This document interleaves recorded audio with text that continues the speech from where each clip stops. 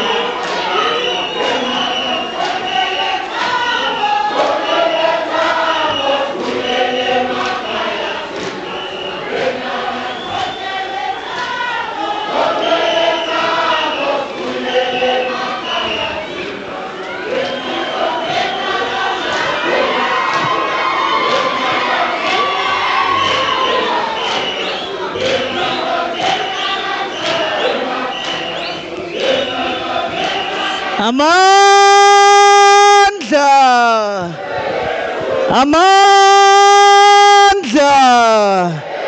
Long live Kosatu, long live. Long live Nihau, long live. Long live the South African Communist Party, long live.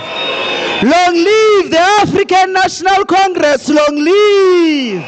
Eita Sanko eita. Eita PYA eita. Malibongwe. Igama lamakhosikazi. Wathinta umama. Thank you very much. Program Director, President of the Mighty Union, Nihau, President Mike Shingange, who is also the first Deputy President of our Mighty Federation, Kosatu. The General Secretary of Nihau, Comrade Zola Sapeta, the National Leadership, the NEC of Nihau, the leadership from the regions, from the local, the leadership of the SACP, led by its General Secretary, Comrade Soli Africa Mapaila, the leadership of the African National Congress, led by its first Deputy Secretary General, who is on her way, Mama Action, Comrade Nomvula Mokonyane, the Central Executive Committee of Kosatu, former leaders of this glorious union, international guests and friends, and most importantly, the members of Nihau. Thokozani, Camagwini, kubantwana betongo, Yathokoza gogogo nakumkhulu. Comrade Mike Shingange, thank you for inviting your federation to join you for this historic Congress. We are indeed honored to be here to offer our full support to Nihau, and most critically, to hear the struggles of our members from public service departments to public sector entities, and to listen to the successes and challenges that are facing workers on the ground. We want to thank President Shingange, General Secretary Comrade Zola Sapeta, and the collective national office bearers of Nihau for being consistent leadership and active members of the Central Executive Committee of this mighty federation. For yourselves engaging on behalf of Nihau in robust but progressive debates, and for defending the collective resolutions and decisions of the federation. We must congratulate the union of Urem Jogolo and Beko Kwakhe, as affectionately known, Beki Mkhize, for reaching the milestone of 39 years today. Happy birthday, Nihau. It is indeed, comrade leadership, a path of revolutionary struggle that has shielded cleaners and nurses from some of the worst forms of exploitation, defended community health workers, and that has uplifted ordinary public servants from the shackles of apartheid to being recognized for the public service they provide to the nation. We salute you on behalf of the entire Federation of Elijah Bahai and Nana Abrahams. It is no accident, comrades, that COSATU will soon be celebrating 41 years of continuous struggle. We are indeed, as this federation, humbled that throughout the journey of toil and sacrifice, COSATU and NIHAU have stood as one. This is a unity of the working class that is grounded in ideological consciousness, in pursuit of the principles of scientific socialism, and whose unity, comrades, must always be jealously guarded. We dare not take our affiliates, our federation, our alliance for granted. It is therefore important that we pay heed to the wise words of Amilcar Cabral when he said, and I quote, "Always bear in mind that the people are not fighting for ideas, for the things in anyone's head. They are fighting to win material benefits, to live better and in peace, to see their lives go forward, to guarantee the future of their children," close quote. Comrade leadership, the challenges that are facing the working class and the rural poor are immense. They are dire.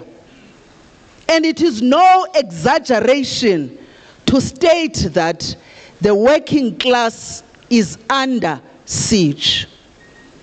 Workers, comrades, in particular the youth, battle to find work in an economy barely growing at 1% per annum, with a 43.7% of unemployment rate.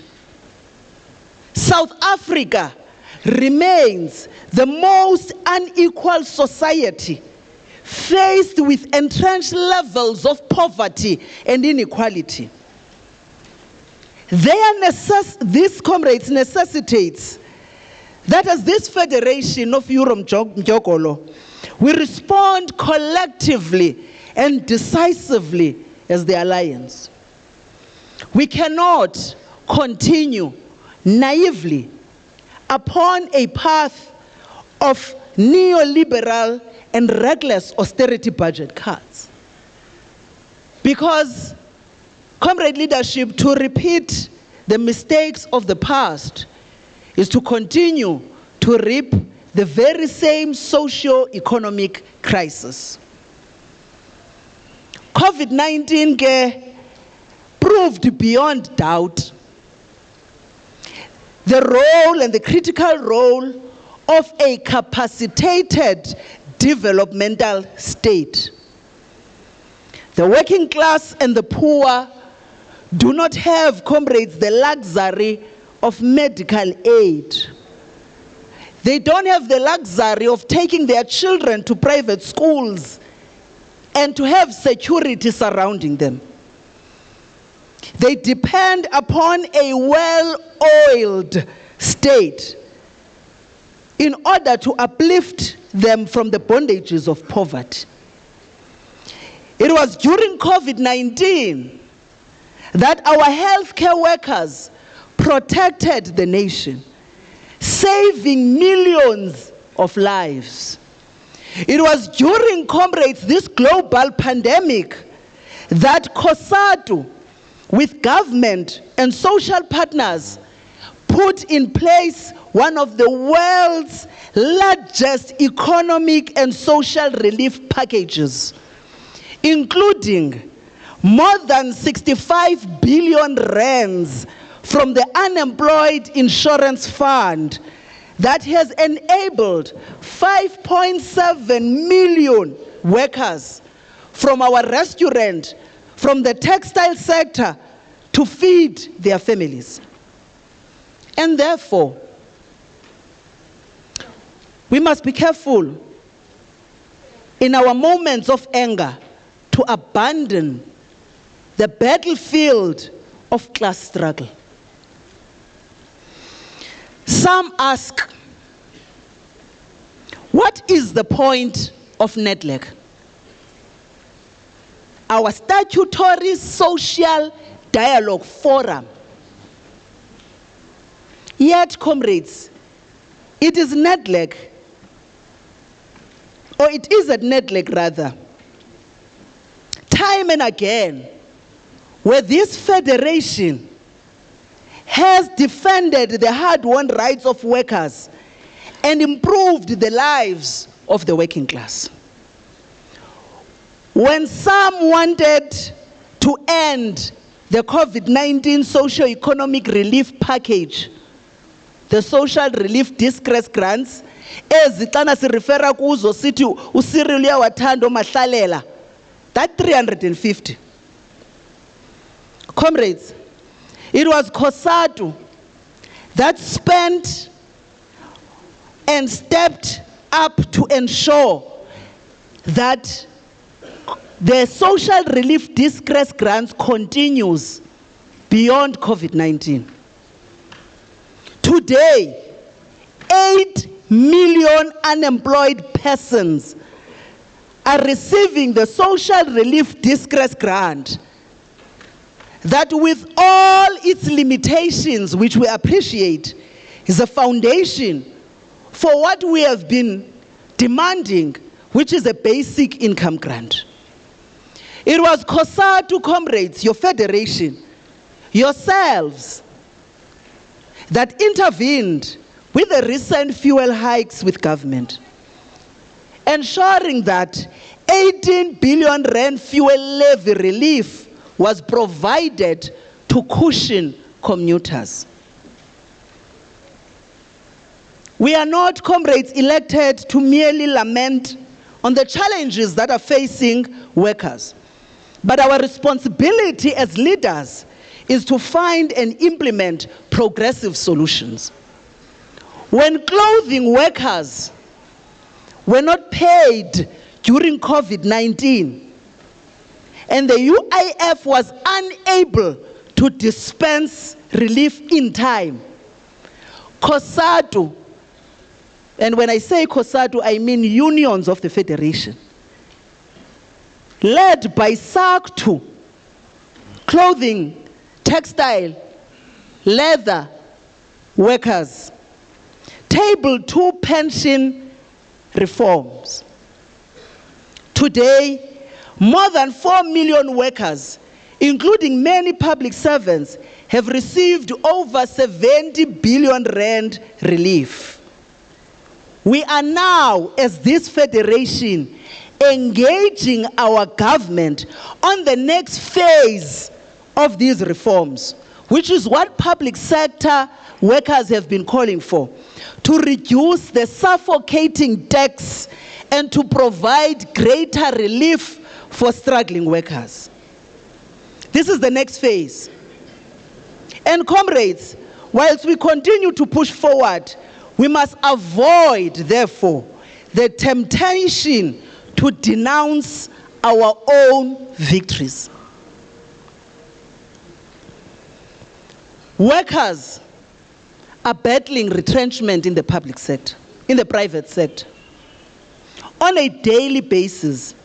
And many in the mining industry, in the construction sector, domestic workers, farm workers, are injured during the course of work.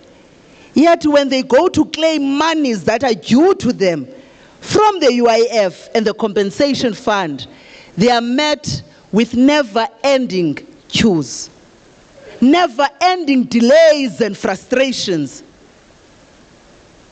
Can we therefore, as Nehawu, emerge from this conference with a concrete set of proposals on what must be done to fix these public sector institutions that exist to serve the working class? We must, comrades, congratulate our public sector unions and our federation on a battle won to stop the abuse increase of GEMS that sought to impose upon our members crazy increases. It took not just the public sector, comrades, the entire federation to march to GEMS to put the pressure. That's when solidarity was seen in action. And we have seen the pushback that we have done, that it has paid dividends. And therefore, comrades, this is what a fighting trade union movement does. We must extend such campaigns across all medical aids, including those that are in the private sector. We must also, leadership, ramp up our fight in defense of the national health insurance as the only path to achieving a universal health care. And we dare not lose this war. We must be on the ground and we must be in the courts. Comrades, you will remember when this federation tabled an ESCOM debt relief package in 2019, we were insulted. But we persevered.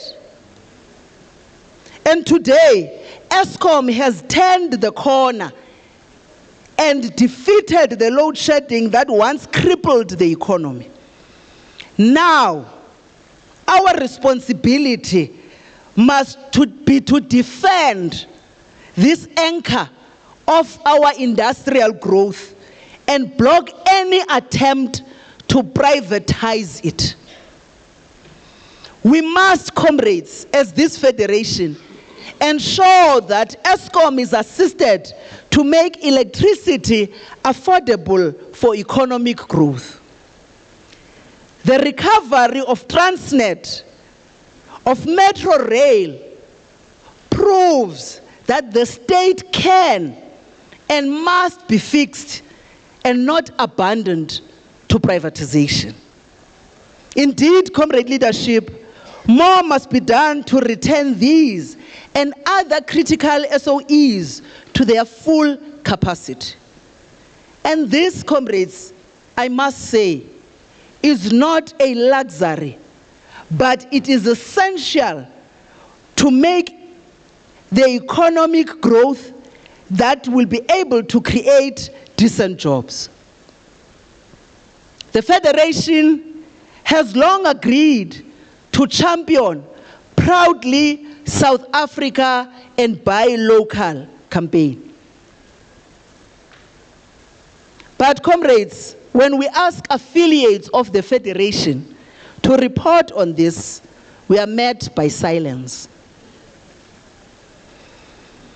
The question that we must ask, Comrade Tobejan, the CEO of Nehawu Investment Holdings, Bonili Zolu biziwe apha kakhulu nam, allow me to also pose this challenge to you.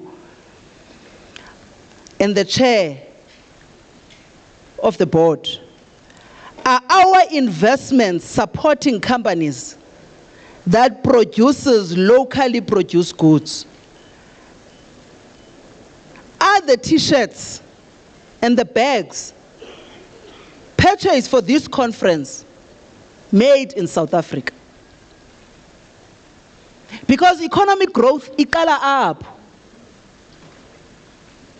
Ayizukwenzeka because we are theorizing it. Ayizukwenzeka because it is on our wish list. It's going to happen because there is a political will from ourselves as trade unions to ensure that whatever that we purchase, asithengi kwa timu na. Sihleli apha mhlambi si busy, siyashopisha. Online, Shein, Timu, and many others. The direct impact that it has on the economy, comrades, is the result of retrenchments that will take place in the clothing and textile sector. And so a discussion then is needed about the role of the Public Investment Corporation, EPIC. Comrades, these are workers' hard-earned pensions and insurance funds. And they must be used to ensure workers can retire in comfort and also to provide relief for workers when in need.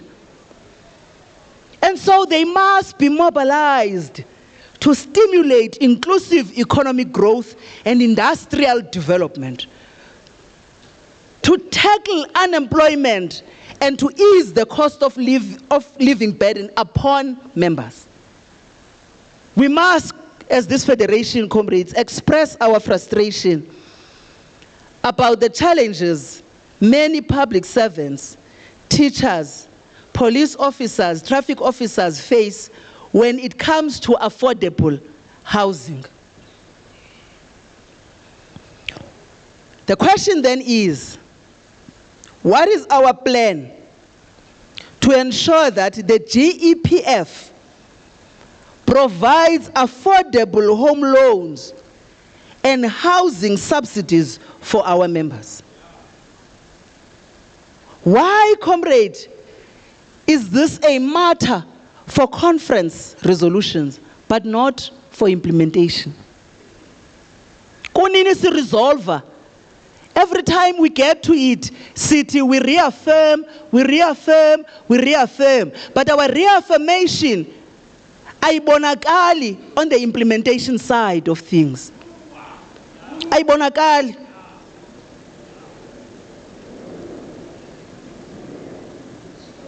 The Minister, comrades, of Higher Education and Training has correctly called for overhaul of our SETAs.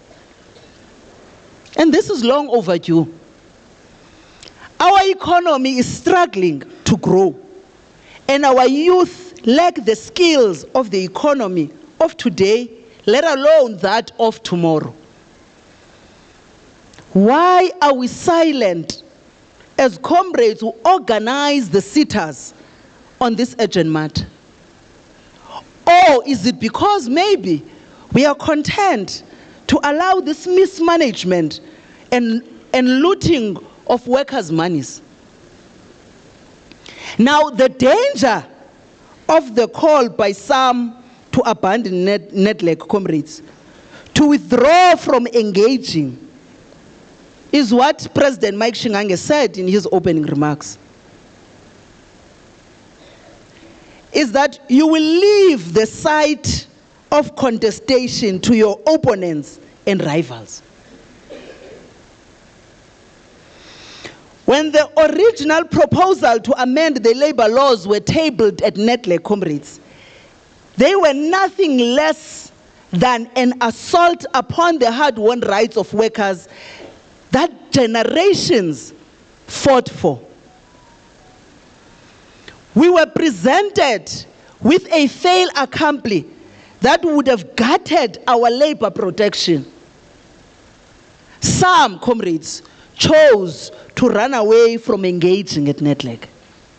But as this federation, we stayed and persevered and succeeded, securing agreements to double severance pay, to expand maternity and paternity leave, to extend labor protection to vulnerable workers, to protect the minimum wage from deductions, and most critically, to defend our hard-won rights.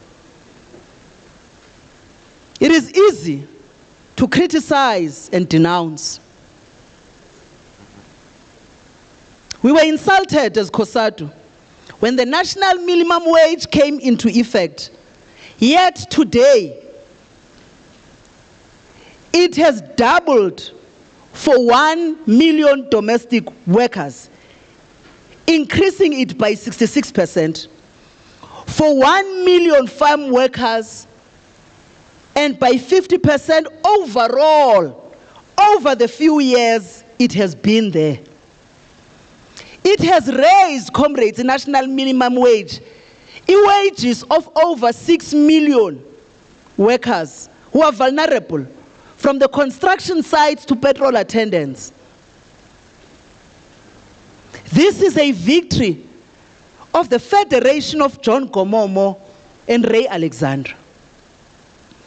Former President Thabo Mbeki correctly said that, and I want to quote him, "Gloom and despondency have never defeated adversity. Trying times need courage and resilience.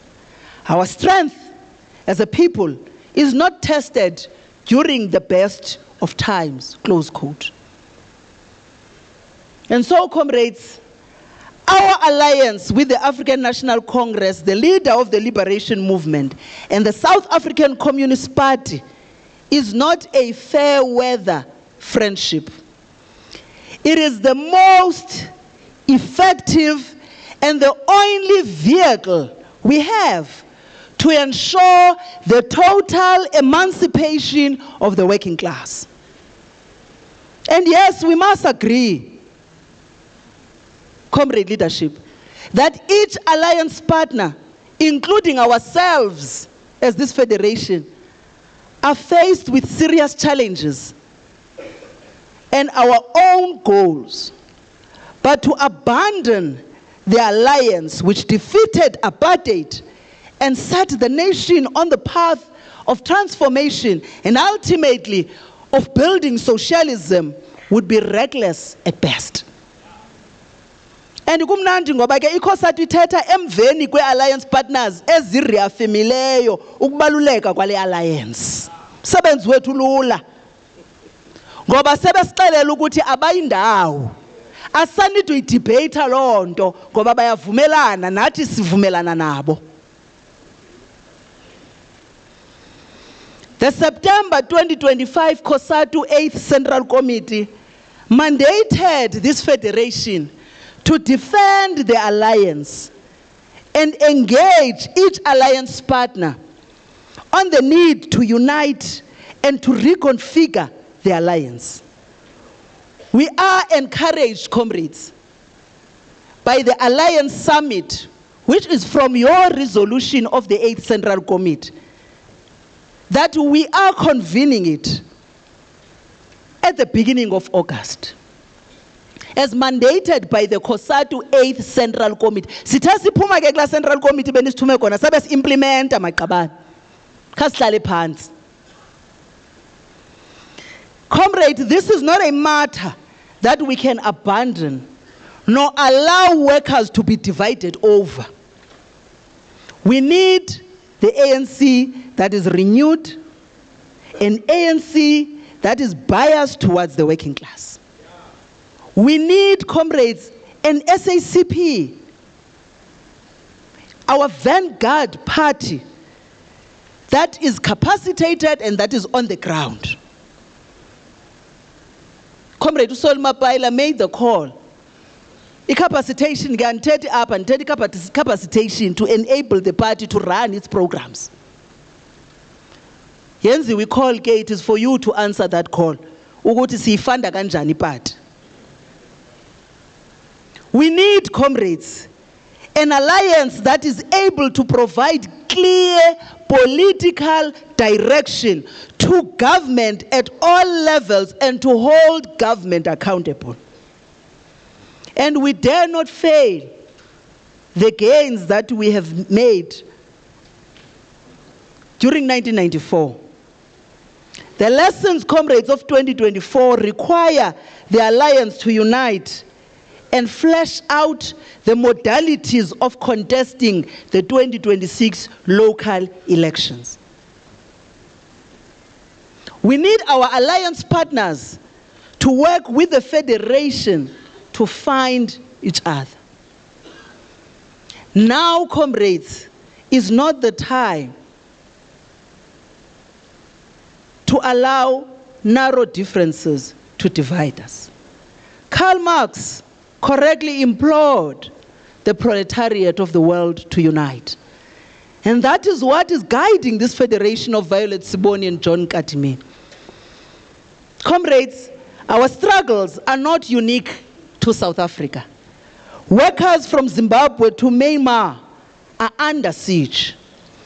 This is why COSATU and its affiliates must continue to raise the red banner of international solidarity from the ILO to SATUC, from ITUC to WAFTU. We must leave no corner uncontested.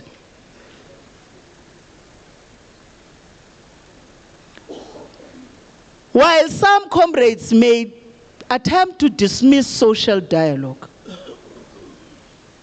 it is COSATU and the International Labour Movement, with the support of our government, Comrade Nomvula, that forced the International Labour Organization to adopt a convention.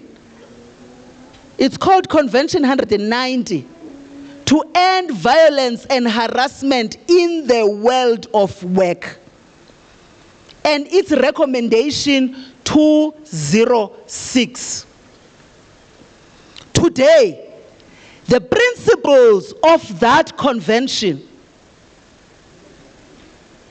have been cast into our labor and criminal laws to protect our daughters and sisters as they seek to earn living as waitresses or receptionists, as paramedics or as cleaners. Because once you adopt a convention and the country ratifies it, then your laws must mirror that convention. Nothing less of that convention. Recently, comrades, the International Court of Justice, the ICJ, ruled in favor of our demand to declare the right to strike as a fundamental right of all workers. Comrades, this is a powerful tool in defense of workers and the labor movement by which all governments can be held accountable. And some question why COSATU is engaged in matters of trade, from AGOA with the United States of America, to EPA with the EU, to the FTA with China and India. Yet, comrades from the Eastern Cape, you would know what the Eastern Cape has experienced in terms of the recent retrenchments in the motor sector. It is our motor manufacturing sector, comrades. It is the farm workers, it is the clothing workers whose jobs will be lost if the voice of workers is not heard in these forums. It is the tax revenues that the state depends upon to pay the staff of SARS and Home Affairs that, comrades, will be in danger if we do not ensure that South Africa exports can be sold. And so, we must not be naive. The most reactionary forms of right-wing chauvinism are on the rise across the world. From the industrialized West, comrades, to even here at home. It is during these dark times that the left and the labor movement must be united. It is during these naked assaults, comrades, that we must ramp up our solidarity, not slogans, to provide support to workers in Cuba, in Venezuela, in Palestine, in Eswatini, amongst others.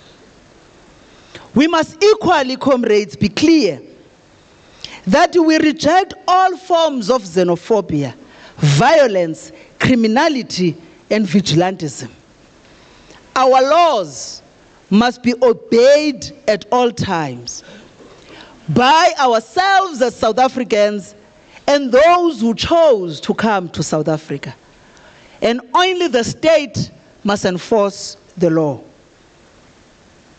And so we are calling on our government, and I'm happy the Deputy Minister in his capacity in government is here, of police. Government must abandon the austerity cuts that have weakened the ability of the state to enforce the rule of law. And it must act without fear or favor against criminals. Equally, comrade, equally, we reject accusations that South Africa is xenophobic. We expect people, including visitors, to respect our laws, including the immigration laws. We expect, comrades, our sister African nations' governments to embrace democracy and human rights and to create jobs and economic opportunities for their people in their countries. Because in reality is that abantu bokuhambela abangena maphepha abaqabela imilambo to come here, it is because of the push factors from their own countries. Akuna democracy. There is no political maturity. There is no economic growth. So abantu babaleke because of the pull factors. Because uhulumende wethu uzama ukumanage i-transformation agenda, create imisebenzi, every opportunity that our government creates for its people, it becomes a pull factor for those that are not given those rights in their own nations. So kuna responsibility that our African nation state must begin to take up. That of their own people, and that they must be democratic and they must respect human rights. Ingxaki zethu sithethile ngazo. Sibhetlishana no 43.7% ye-unemployment rate when our public servants are overstretched and our crime levels are unacceptably too high. So, comrades, it cannot be correct that the burden is then given only to the South African government to address the problems of African nations.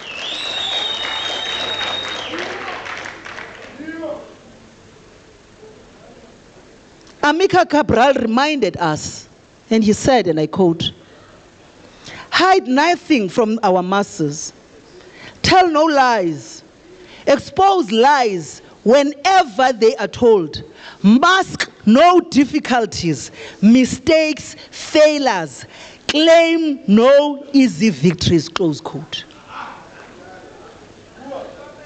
And comrades, if we are to win these wars, to protect and uplift the working class, then we must ensure Nehawu, COSATU, and the labor movement are battle ready. Slogans are not enough. We can't be content that 25% of workers are being unionized and half of that are members of COSATU. We want to take it to Nehawu that, what is the plan? To take Nehawu to over 300,000 members. Do we appreciate, comrades, that recruitment is a step but not the end? Are we empowering our branches and are we servicing our members? Because, comrades, the reality is that Workers, the only thing that they expect is service. That's why they are paying to belong to a union. They want to be defended. Are we servicing and supporting our branches, or are we distracted by our narrow differences and conference ambitions? We must raise, comrades, our serious concerns about the loss of vibrant branches, such as the UWC, and the dangers we face in repeating this at Parliament, at NECSA, and elsewhere, as Nihao. And so, comrades, we're making a call for us not to be complacent when members are raising their frustrations. Our most effective tool is a happy member. Let us action our cost of living campaign from securing better wages to provide affordable housing for our members. Nihau has always been a pillar for COSATU.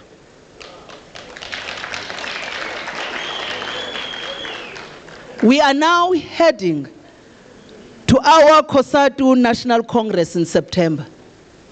We need Nihau to continue to be a source of revolutionary ideas and a defender of COSATU and workers' unity. And so the task that is facing Nihau at this conference is immense. COSATU can only be as strong as our affiliates. We are confident Nihau will continue to be a defender and an engine of the Federation of Mark Shope and Dora Tamana. We need to see a fighting, a militant, a coherent, and a united Nihau emerges. We need to see a decisive and bold program of action adopted and implemented that will unite workers, that will build the state, that will grow the economy, and that will create jobs and lay the path for socialism. We do not, during these dark days facing the working class, have the luxury, comrades, to give up or to wallow in self-pity. Nor do we have the time to rest upon our laurels and engage in slogans. As this federation, we are confident that the union, Kabheki Mkhize, Kayure Mjogolo, will indeed continue to make us proud, to push COSATU to do more and to defend the working class. Thank you very much, President. Amandla!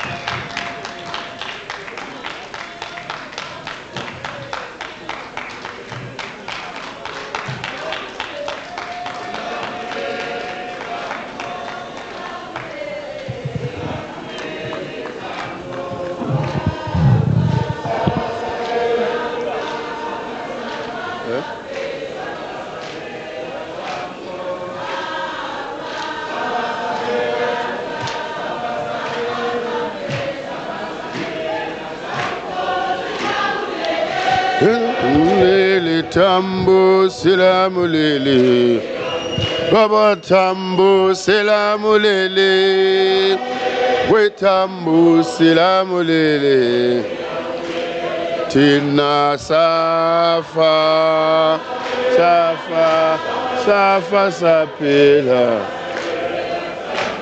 Safa, Safa.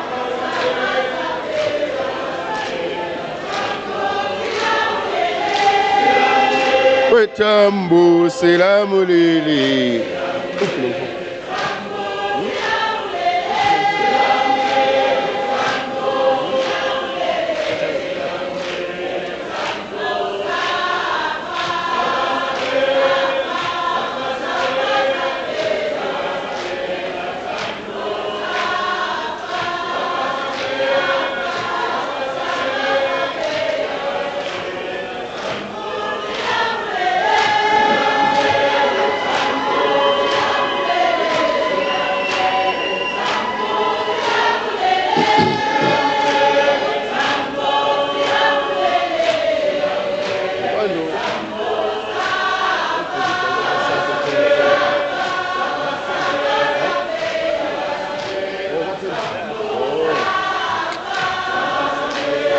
Amandla. Masibulele umongameli weCOSATU. Sibambe ngazo sibili kumlayezo wakho kule nkonfa. And I think it comes in handy for the discussion we're going to have in our commissions. Comrades, we are going to take the organizational report or the secretariat report to be presented just now. We just want to announce that delegates must all the time be present in the Congress. Not only because it's mandatory to do so because we're at Congress, but they stand to lose out on some benefit and competitions that they are to take place in plenary. They lose out 30,000 Congress eCOSATU. Sathi sibize igama layo abe ingekho phakathi. Sandlula. So delegates will not want to lose that. We will have a raffle by MHA. They were supposed to do so yesterday, and today, and tomorrow. So they will do for both yesterday and today, later after the secretariat report. I'm told there's about 4,000 to be given out to delegates. If ungaba discipline. If ungaba discipline, you're going to have a very good weekend. And there's also another company, ASI.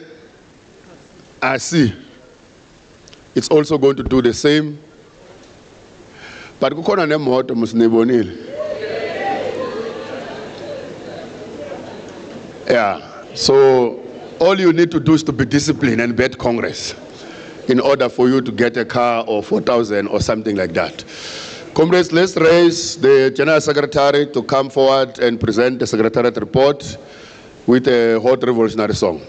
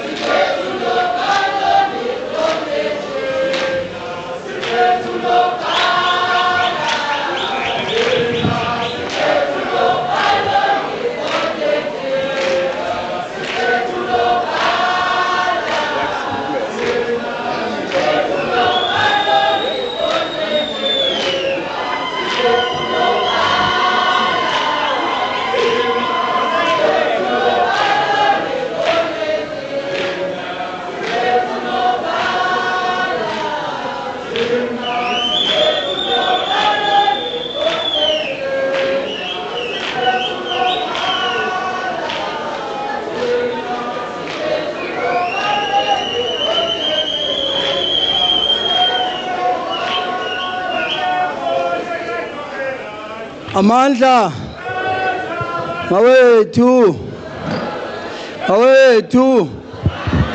Matla, Aruna, all power to the people. Thank you very much, President.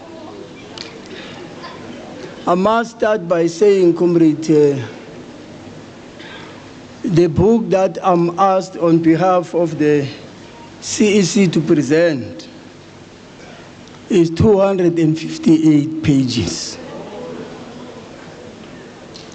with its supplementary books 3 and 4. And 3 is 445 pages.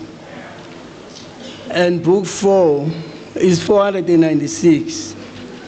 And I'm a patient.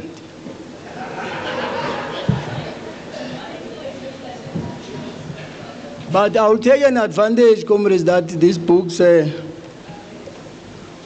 yes, I wanted to present them as read. So when I was trying to lobby or persuade provincial secretaries yesterday, because those are the people that I work with, so I thought that it would be sympathetic. They said, go and account about the work that we did. So I'll try my best to summarize the book. taking an advantage that these books were made public documents on the 5th of June for anyone or everyone to interact with. But for purposes of the Congress, these books were given to delegates to Congress 2 days before. So I don't have to go through. I should have just present them as read, but I know Congress, I might not be re-elected if I can make that mistake. So I don't want to take that risk, President Atur. The current international conjuncture in which the 13th National Congress of the National Education, Health and Allied Workers Union convenes is principally marked by the contradictory tendencies of the rise of the People's Republic of China on the one hand, and the decline of the United States of America in particular, and the West in general on the other hand. The emergence of a multipolar world order in which the political dictates of the West and the neoliberal economic policies of the multilateral institutions such as the World Bank and International Monetary Fund are increasingly contested, and the sovereignty of the Global South is asserted.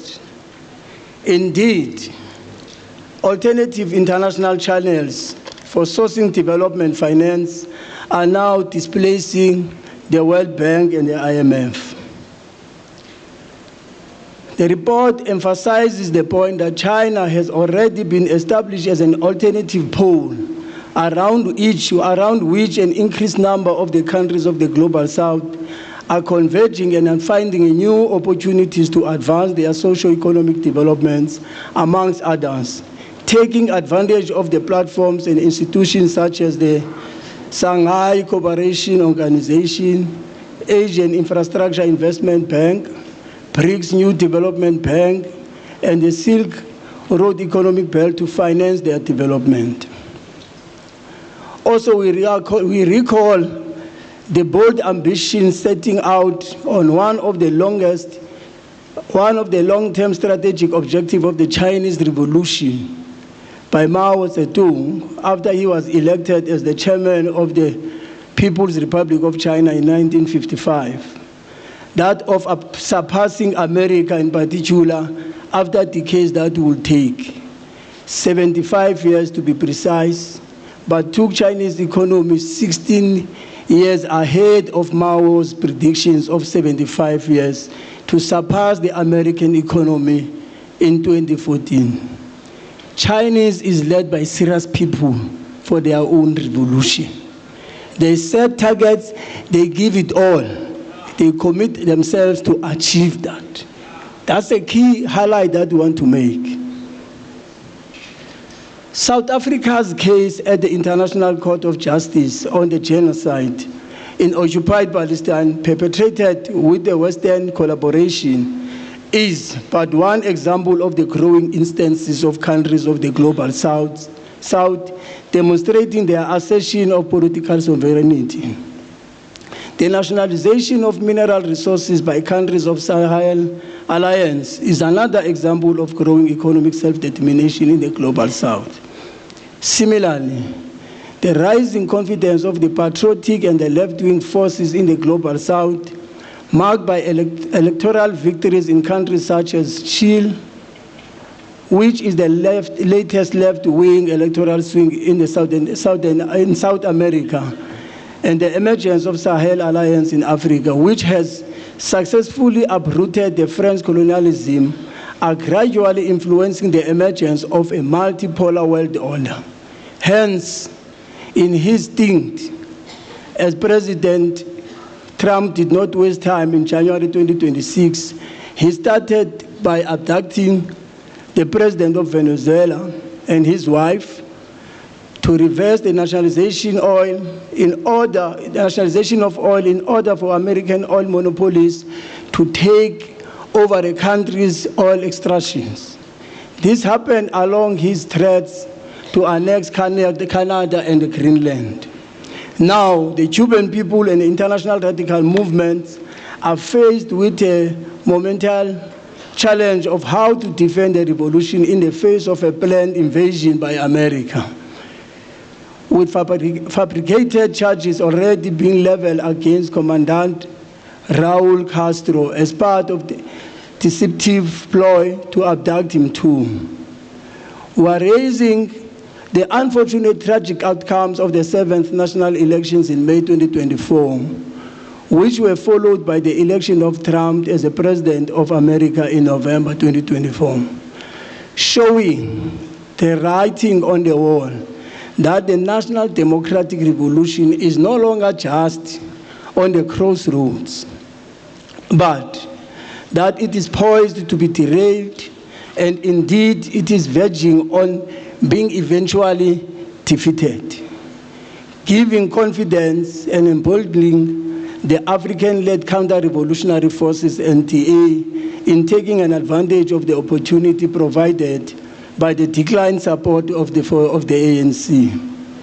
As NEHAWU, we are a trade union that is proudly born out of the traditions of Marxism, Leninism, class orientation, and the shop floor militancy bequeathed to us by predecessors in the South African Allied Workers Union, General and Allied Workers Union, and the Health and Allied Workers Union 39 years ago. Happy birthday, NEHAWU, happy birthday.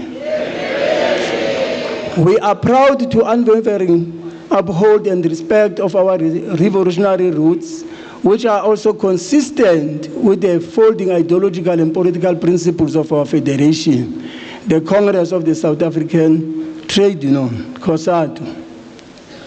Unfortunately, the revolutionary tradition and identity of our federation have recently been challenged. In fact, we can even say that the revolutionary traditions and identity of our federation have already been corrupted by expedite moves to dilute the ideological outlook of the federation by right-wing opportunist tendency, whose reformism has put it under the pressure of the political patronage from a dominant faction within the African National Congress. We'll come back, comrade, in this point, because we are presenting this report first and foremost to account to Congress, but more importantly, to prepare for the Congress that the President of COSATU would have spoken about. And we must be understood. I'm not trying to be apologetic, but I'm just making the point that as NEHAWU, we are talking to the Congress of NEHAWU. We are not going to hide anything. We will say things as they are, arising out of our application of our tools of analysis about the revolution, both globally and here domestically. So whoever is here who's going to take this and interpret or misinterpret it is his or her choice, because in its essence, Secretariat report is about introspection on our performance, highlighting our strengths and weaknesses, but it's not only about that, but any surrounding in an environment within which we exist. We'll also have to reflect about our friends, but more importantly also reflect about our enemies, because we are in the revolution. So we're not accounting to please anyone else except NEHAWU. So it must be understood in that context, because there will be no other platform other than this in the next 5 years to really find an opportunity and a platform to reflect about the revolution. So that from this Congress, we are guided in terms of what is lying. Congress must give us a political and ideological line, so that whoever is going to be elected will not exercise flexibility.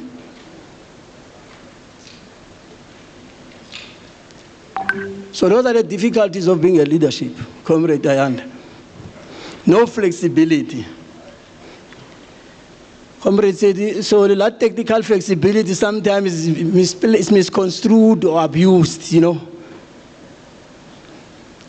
So such is the pathetic state of the degenerated ANC, which has been rhetorically mouthing its renewal since 2012 at its 53rd National Conference in Bloemfontein, that it is willing to create some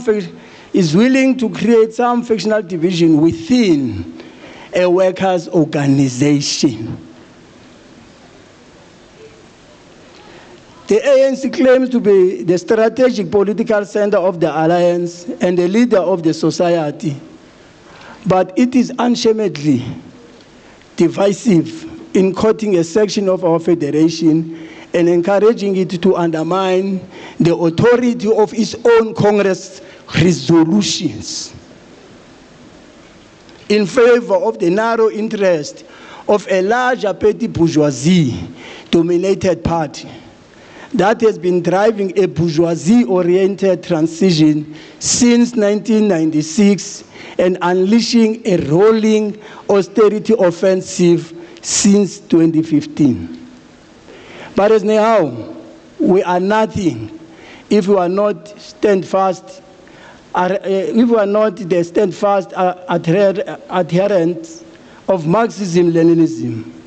It is against this background of our unwavering commitment to this ideological outlook of a class-conscious proletariat that we celebrate with other class-oriented unions around the world in our family of the World Federation of Trade Unions, the 155 years anniversary of the 1871 Paris Commune. This was the historic attempt by the working class not merely to protest or put pressure on the ruling class, but in fact to install the first revolutionary and the proletariat government. When the communards took over, amongst other revolutionary measures, they abolished the standing army of the capitalist government and replaced it with the armed people, established the principle of elections and the recallability of public officials, removed bureaucratic and the bourgeoisie privileges. Hence, in his analysis of the experiment of the Commune, in his Civil War in France, Karl Marx stated that through the Commune, the political form at last was discovered under which to work out the economic emancipation of labor. At the same time, in the analysis of the causes of the demise of the Paris Commune, Marx established a scientific law of proletariat revolution that, we quote, the working class cannot simply lay hold of the ready-made state machinery and wield it for its own purpose. Underscore the point. We will come back to it later. In this regard, Marx left us with some revolutionary knowledge based on 3 key lessons drawn from the practical experience of the communards, from which the Bolsheviks have actually learned. These lessons remain very valuable even for us in the current conjuncture, in which we have been fixated in the debate around the question of the SACP and the state power, that the emancipation of the working class could not be accomplished through parliamentary reforms or change of government within the existing capitalist order. Reformism within the working class movement has led to the collapse of the Second International in 1914, in the face of pressure from the ruling Labour and the Social Democratic parties in charge of capitalist government at the time. In a capitalist society, the state is not a thing standing above classes. It is not class neutral, whereby it could serve the interests of whichever class that occupies it at a given moment. The state in a capitalist society is a relation-given expression, however disguised, to the interest of the ruling capitalist class. And therefore, upon its seizure by the class consciousness proletariat. The capitalist state must be smashed, and a proletarian state must be created to advance and defend revolution. In other words, the SACP's contestation of election in our capitalist democracy provides a tactical terrain to elevate the presence of a resolute proletarian voice and to build hegemony in key sites of power. However, the strategic task remains that of building a powerful socialist movement of the working class and the poor, which can include tactical alliance with other working class organizations in the form of the Left Popular Front, as the basis of building capacity and momentum for a socialist revolution under objective revolutionary conditions.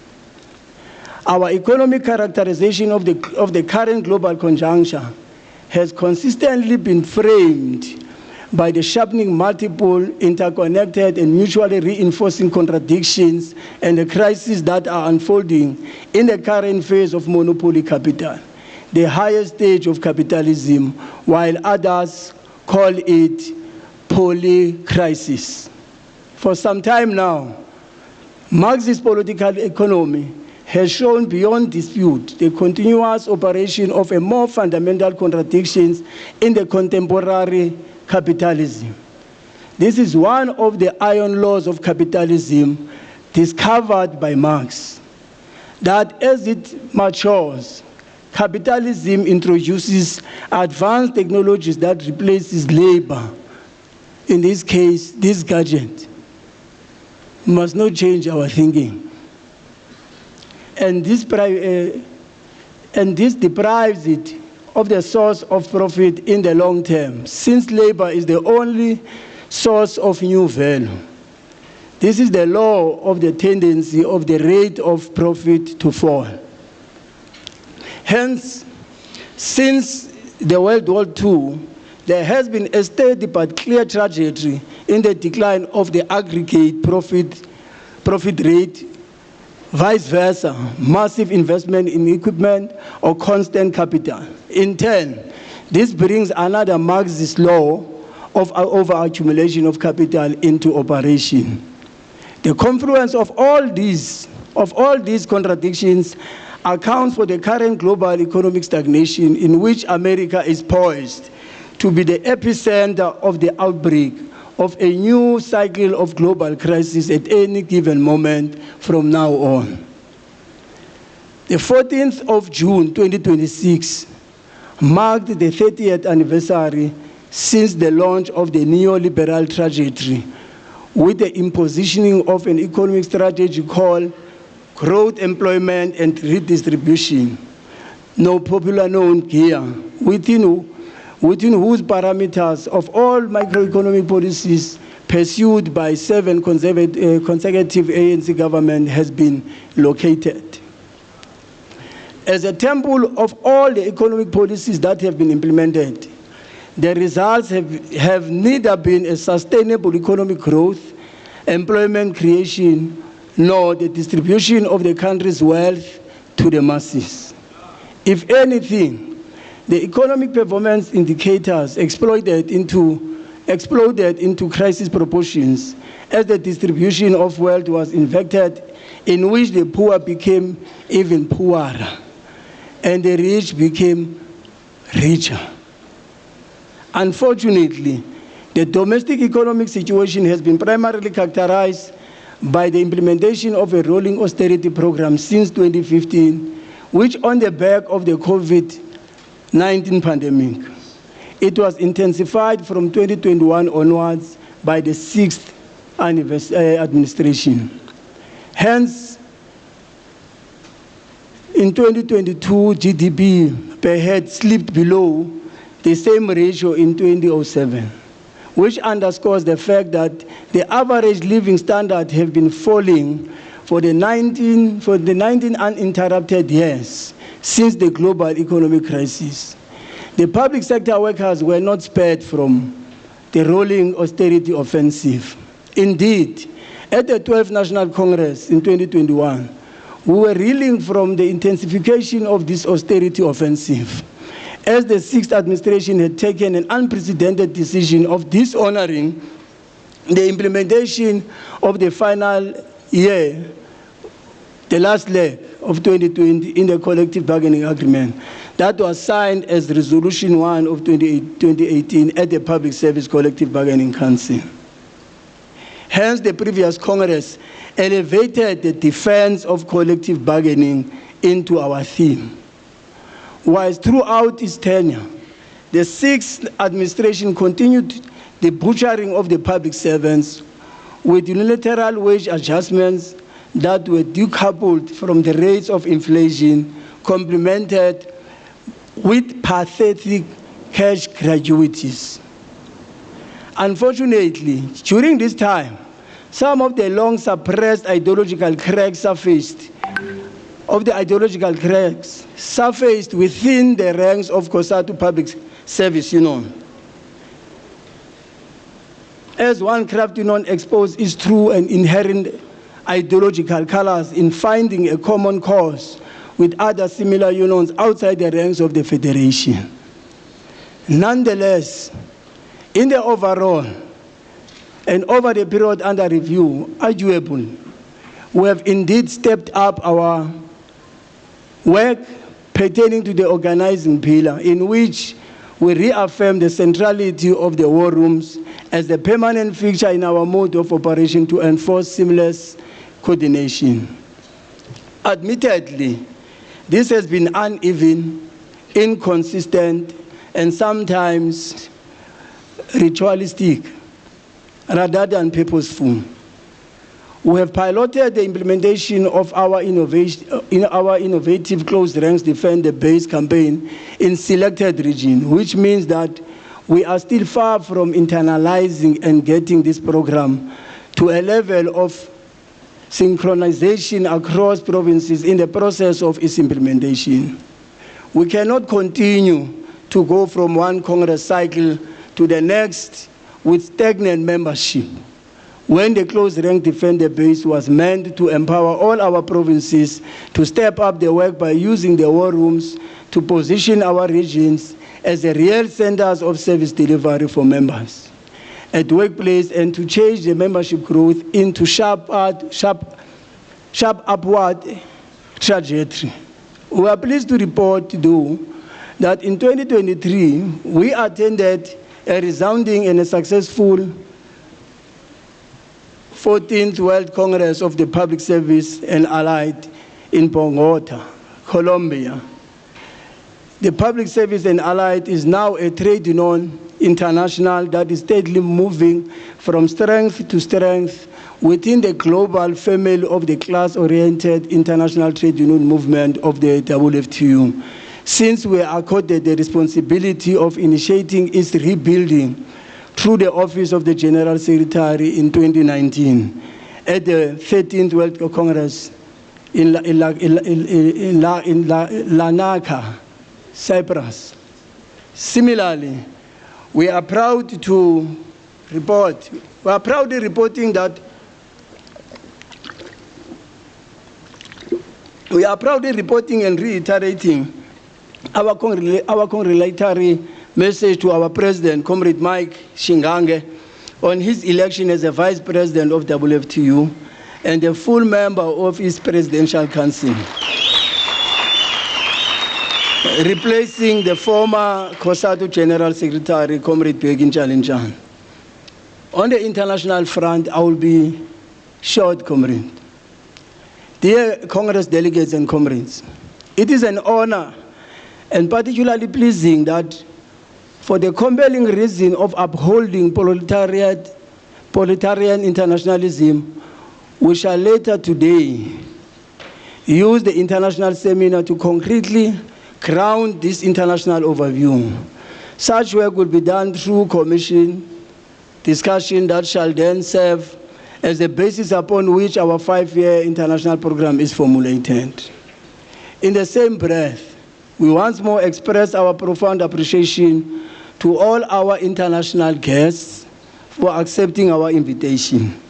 Thank you very much, comrades. We are particularly welcoming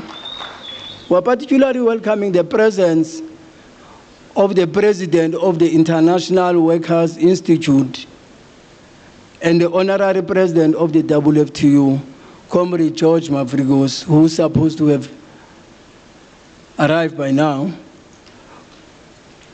who shall address us at this international seminar at 6:30 this evening on the topic main characteristics of the working class in our era. In the period under review, successive and national and central executive committees of the National Union have presented international assessments to analyze the world situation. In all these constitutional structures, the Union's overall analysis is that we face a structural and not merely cyclical crisis, which is fraught with the interminable contradictions of imperialism and monopoly capital, dominated by imperialist and capitalist barbarity that the working class family has been made to shoulder. We concluded that the world is no longer the same. It has undergone and continues to undergo drastic changes. This Congress, therefore, has an opportunity to extensively debate some of the contemporary world's core features and to determine the political task for the Union that lies ahead. As a class-oriented trade union, we have prioritized struggles of material necessity for workers in our country and the world. Working with the WFTU, we have been present in the ILO and its commissions. We have presented firm proposals from workers' demand and produced several policy documents. Our cadres confront the bosses in the streets of Pretoria here at home, in the street of Lima in Peru, and Colombo in Sri Lanka, where our 19th WFTU World Trade Union Congress will be held in May 2027. As NEHAW, we have doubled our contribution to upward growth of the class-oriented trade union movement, the WFTU and its Trade Union International of Public Service and Aligned. Our federation, COSATU, has had to begrudgingly accept WFTU affiliation. At last, implementing several COSATU Congress resolutions that directed it to do so. There are new WFTU membership affiliates applications from Zimbabwe, Zambia, Tanzania, and other countries which we work closely with. We are closing the physical gap between us and our sister unions, orienting our work towards practical proposals. Our members live and work under conditions that produce poverty, unemployment, and indignity suffered by South African public sector workers is of the same intensity as conditions that produces suffering across the global south and the world. Which is why we said to our shop steward, take internationalism to the workplace, because we share the same class position with millions of the working poor across the world. We are the same workers whose health professionals were forced to wear refuse bags for protection in the early period of the COVID-19 pandemic, when we lacked PPEs. We face the stark choice of people faced with the choice between socialism and barbarism. The result of the choices the bosses sought to compel us to make were a downright simple. You comply, we are diseased. You complain, we are dismissed. We refuse to choose death or dismissal. We choose human dignity and the working class unit. That's what NEHAW chooses. The task of advancing internationalism, supporting anti-colonial, anti-capitalist, and anti-imperialist struggles of the oppressed and colonized people in Swaziland, in Basque Country, Kurdish people, Sudan and DRC, for Cuba and Venezuela, including striving for working class solidarity across borders, were not simply innocent catchphrases, but were a matter of life and death for NEHAW and its members. The period since 12th National Congress has also confirmed the sharp deterioration of the international situation. Wars of imperialist aggressions are ravaging Palestine, Ukraine, DRC, Sudan, Lebanon, Iran, Syria, and part of the Sahel region. The advance of international right-wing movement has entered a qualitative new phase with the return of Donald Trump to US presidency for a second time. At the same time, the ecological crisis has accelerated. The bourgeoisie use of artificial intelligence is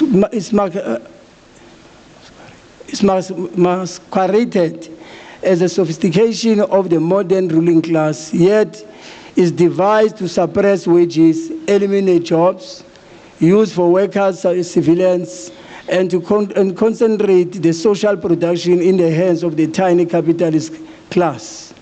In our case, it was fraudulently used by the TA Minister of Communication and Digital Technology to pay TA consultants millions for a policy document riddled with so-called AI hallucinations. The multilateral institution of the post-World War II imperialist order, the World Bank, the WTO order, are visibly collapsing under the weight of the new alternatives, including the de-dollarization and the Chinese cross-border interbank payment system. Our own Standard Bank is authorized to make use of CIPS, and South Africa itself, in the cold face of direct imperialist political attack, following its International Court of Justice genocide case against Israel, as well as claims by the domestic and international right wing of an Afrikaner genocide in our country. At the same time, the same period has revealed the deepening contradictions within imperialist camp. The trend towards multipolarity continues to deepen. BRICS has expanded. The SACP has convened 2 sessions of the African Left Network forums, including on solidarity with Cuba, Venezuela, and Iran. The US and West in general have lost its grip on many countries of Africa and Latin America. The anti-imperialist forces are demonstrating resilience in Cuba, Venezuela, Palestine, and the Sahel region. Progressive electoral victories have been achieved in several Latin American countries. The global workers' movement, while unevenly developed, has registered significant mobilization on every continent. The initiative of the class-oriented movement regarding an ideological institute, the International Workers' Institute, is doing impeccably ideological work, training trade union cadres. The International Meeting of Communist and Workers' Party is convening to also consider about 5 new applications from the African continent. This 13th National Congress, therefore, is called upon not merely to note these developments, but to sharpen our theoretical instruments to draw the correct strategic and tactical conclusions and reaffirm the House role as an internationalist, class-oriented trade union.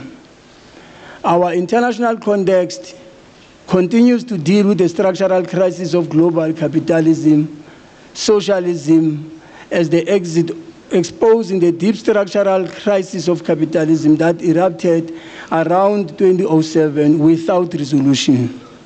The persisting crisis underscored the structural and systematic weakness of capitalism as confirmed by its inability to sustain itself. This feature of the present imperialist system does not imperil the groundbreaking analysis of Lenin on imperialism, which remains as valid as Marxist capital. Hence our observation in November 2022 NEC that this trend indicates the need for the extra counter-system response from the international working class movement, one that cannot be found within the limits of the system. In this regard, The SACP's decision on political power for the working class decisions on political power for working class are greatly welcomed in the ranks of the international communist movement as a correct political program for a mass working class movement led by a vanguard party that commands a correct governing ideology. And comrades, we continue to deal with the key features in a summarized way that reflect the structural crisis of capitalism as growth and law of the tendency of rate of profit to fall. The Trump tariffs, trade wars, and the contradiction within the imperialist camp, South Africa and the US trade wars, tactics and strategic options. We further highlight the human toll of the structural capitalist crisis. Unemployment today, that remains one of the biggest adversaries in the post-colonial independence period, as the ILO's Employment and Social Trends 2026 report shows, that while the headline global unemployment rate is about 4.9%, representing around 186 million workers, it is expected to reach 408 million in 2026 on the broader definition of those who have given up work. Generally, this part of the report deals with the statistics as it relates to the unemployment, particularly youth unemployment, that are risen at 12.4% globally, and the poverty which brought about devastation in many households, particularly the working class. The report further makes an analysis on the food insecurity, which has worsened now, and argues that over 864 million people are facing acute hunger. The scarcity of food is a crisis not of production, but of distribution, rooted in the profit motives and compounded by the Trump administration defunding of the World Food Program. Therefore, this National Congress should pay attention to these issues as they are listed in the document, whose outlook should be based on concrete conditions of the material reality. We are also making an analysis on the global assessment of the coloration of class forces. We start by clarifying the concept of coloration of class forces, the dynamic balance between the strength, consciousness, organization, and resolve of the working class and progressive forces on one hand, and the ruling class and imperialist apparatus on the other, is a central tool of Marxist-Leninist strategic analysis. Without a correct estimation of these colorations, no sound tactical line is possible. An assessment of the current coloration must be honest about both the real advances made and the serious weaknesses that remain, particularly on the following. One, objective conditions increasingly in favor of the working class advancements. Second, the subjective weaknesses in the working class movement. Thirdly, the position of the ruling class. And lastly, the overall assessment of the coloration of class forces. We further reflect on the advance of imperialism, fascism, and the far-right wars of imperialism, geopolitical conflict, and the struggles of multipolarity premised from Lenin's demonstration of imperialism, the highest stage of capitalism. In particular, the drive to redivide the world among competing imperialist powers, generating wars as inevitable as it generates exploitation, as it is the case in Africa, particularly in countries such as Sudan, DRC, and the Sahel region. We go with a whole issue of the impact of militarization and military governments, particularly in Africa, and how then it is affecting progressive and also reactionary elements that are more glaring in Sahel. So the report goes in detail on that, comrades. I wish to skip that because I want to spend more time on the domestic analysis. But before I leave international, we want to make an emphasis that the union or the Federation, World Federation of Trade Unions, WFTU, has reached a milestone of 8 years, which was celebrated last year. And as NEHAWU had an opportunity to celebrate. The second thing is that the 18th World Congress, which elected the current General Secretary, Comrade Phambiso, will be addressing us here, and re-elected the former president of NEHAWU, Comrade Mzwandile Makwaiba, as its president. We are also accounting that the current president of NEHAWU, Comrade Mike, is serving as a vice president, and our General Secretary as a General Secretary of Trade Union International for Public Service and Allied. And all three of them are serving as members of the Presidential Council of the WFTU. Now, all roads in May 2027 are going to Sri Lanka for the WFTU 19th World Congress, World Trade Union Congress, on the 13th to 15th next year. So NEHAWU, we will have to, in the Commission, discuss our strong contribution to the growth of WFTU, including key tasks that we must carry towards the 19th World Congress. And already terms of reference have been developed to help us to achieve that. Of course, we should also discuss the slow role of COSATU in the WFTU and clarify what is to be done.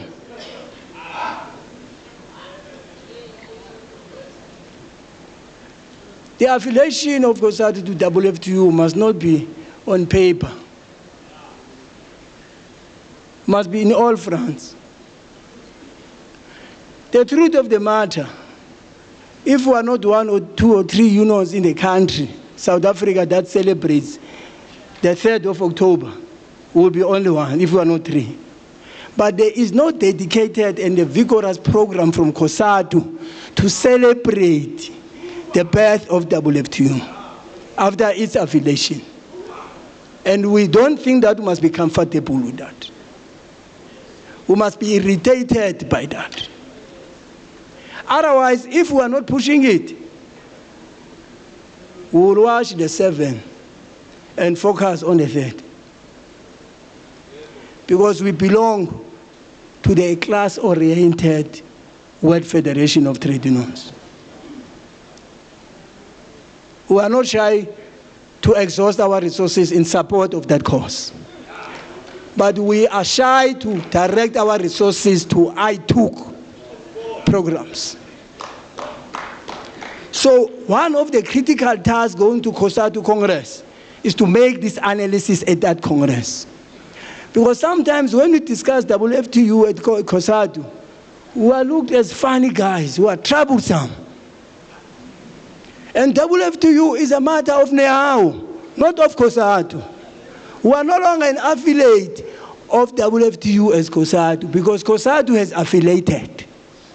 But in terms of its support and campaigns and program, we find ourselves resuming the responsibility should have been assumed by COSATU. We think that this coming Congress must be a turning point in that area. So this Congress must help us. We must win people over, we must win affiliates over, we must win Congress over, we must not impose. We must start with the president of COSATU, who's present here, and this General Secretary. Asizinoyikisa sithi sivotela othi WFTU, asimvotela uthi no, asizuyenza lonto. Because there's a decision of the Congress of COSATU which must be followed to the latter.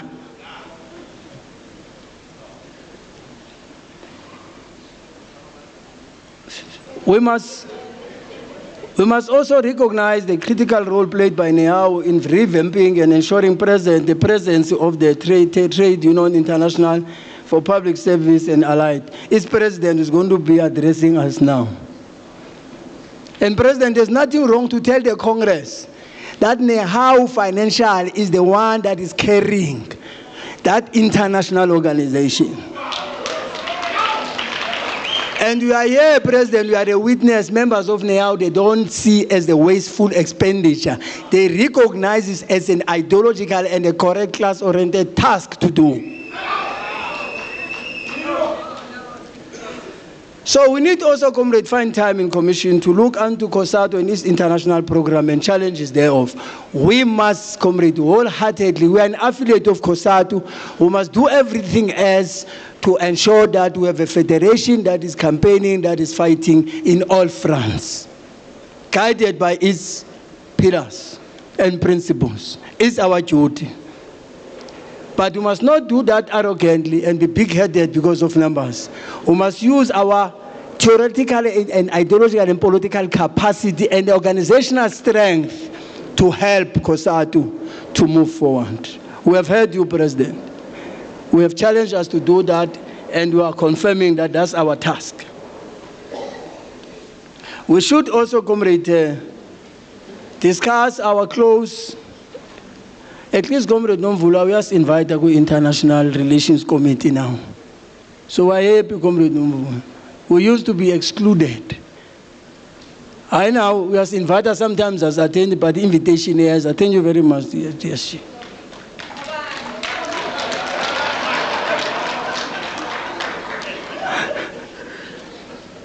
We must, we must improve our international joint campaigns with the party. We must resuscitate what we could not conclude, yes, when we were still first this years. The work that we have not concluded in Cuba. I know me and you have an excuse, we're disrupted by COVID. There's no COVID now, we must go back, resuscitate, bring those professors here for an ideological training.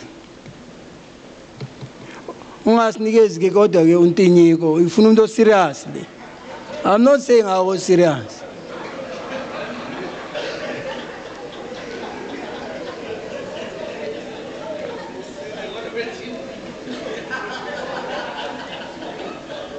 We are also reporting, comrades, that we have been engaging with the party on the question of the international peace movement and the work of the World Peace Council. By the way, NT, we are not only now a chair of COSATU Gender. We are also now a member of the WFTU women's structure. So let's take an advantage there so that we shape the thinking, the program, the campaigns of COSATU Gender program to be aligned with our class orientation. So we have to play a role, comrades. We also recognize that we are doing well, even at the Young Workers Front International, but we are bad in our country, President of COSATU. We are bad in our country, but we are doing well. But that, comrade, is served by the fact that, internationally the age doesn't matter, as it is a matter in South Africa. So if you are 35 years, you cease to be a youth. But internationally, at least you accommodated another 5 years to 40. So, Comrade Ayanda, you are safe. He has been removed by UICL because of age, but he's still pursuing that and is doing a great job there to represent the Union in Africa, in particular, in that front. But President will come back on what we position, how we position ourselves in the young workers in our own country. So that's the work, comrades, that we are accounting for. I want to spend more time, comrades, allow me to skip all the things. I want to spend time perhaps on few points on NTR, but I want to spend more time on the axis, socialist axis, as well as COSATU, zigzagging. Because I'm told of time, so I'm skipping. Because comrades would have read, President, the report.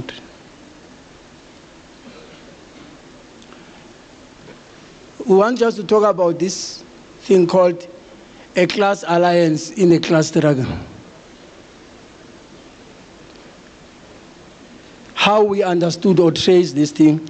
And interestingly, we looked at it, how it was understood then President Magwaba before Christ in the Asian Rome.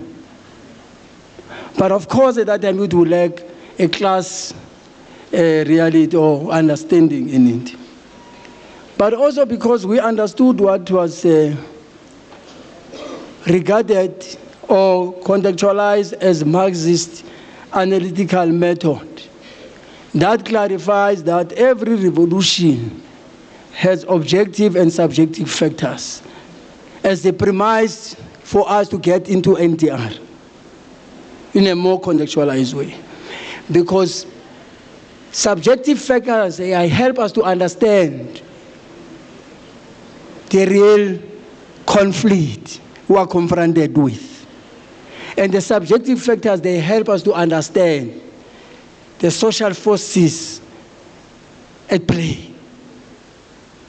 So we always have to reflect on what Marx concluded as a total sum of the revolution.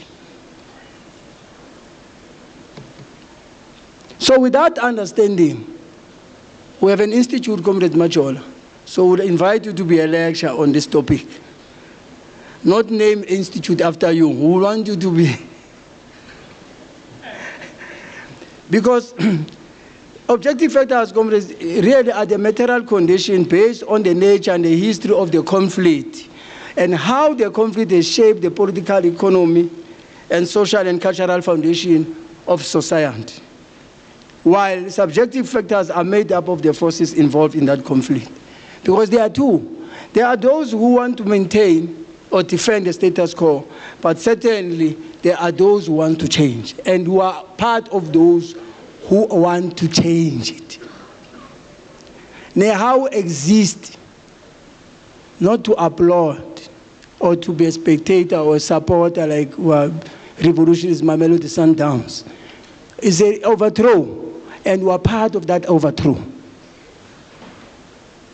Comrades, where the spoken president had clarified in a more clarified way. But we want to talk from NTR, from the contextualization of this program arising from a debate in 1921 when Lenin was really dealing with an issue of imperialism and colonialism.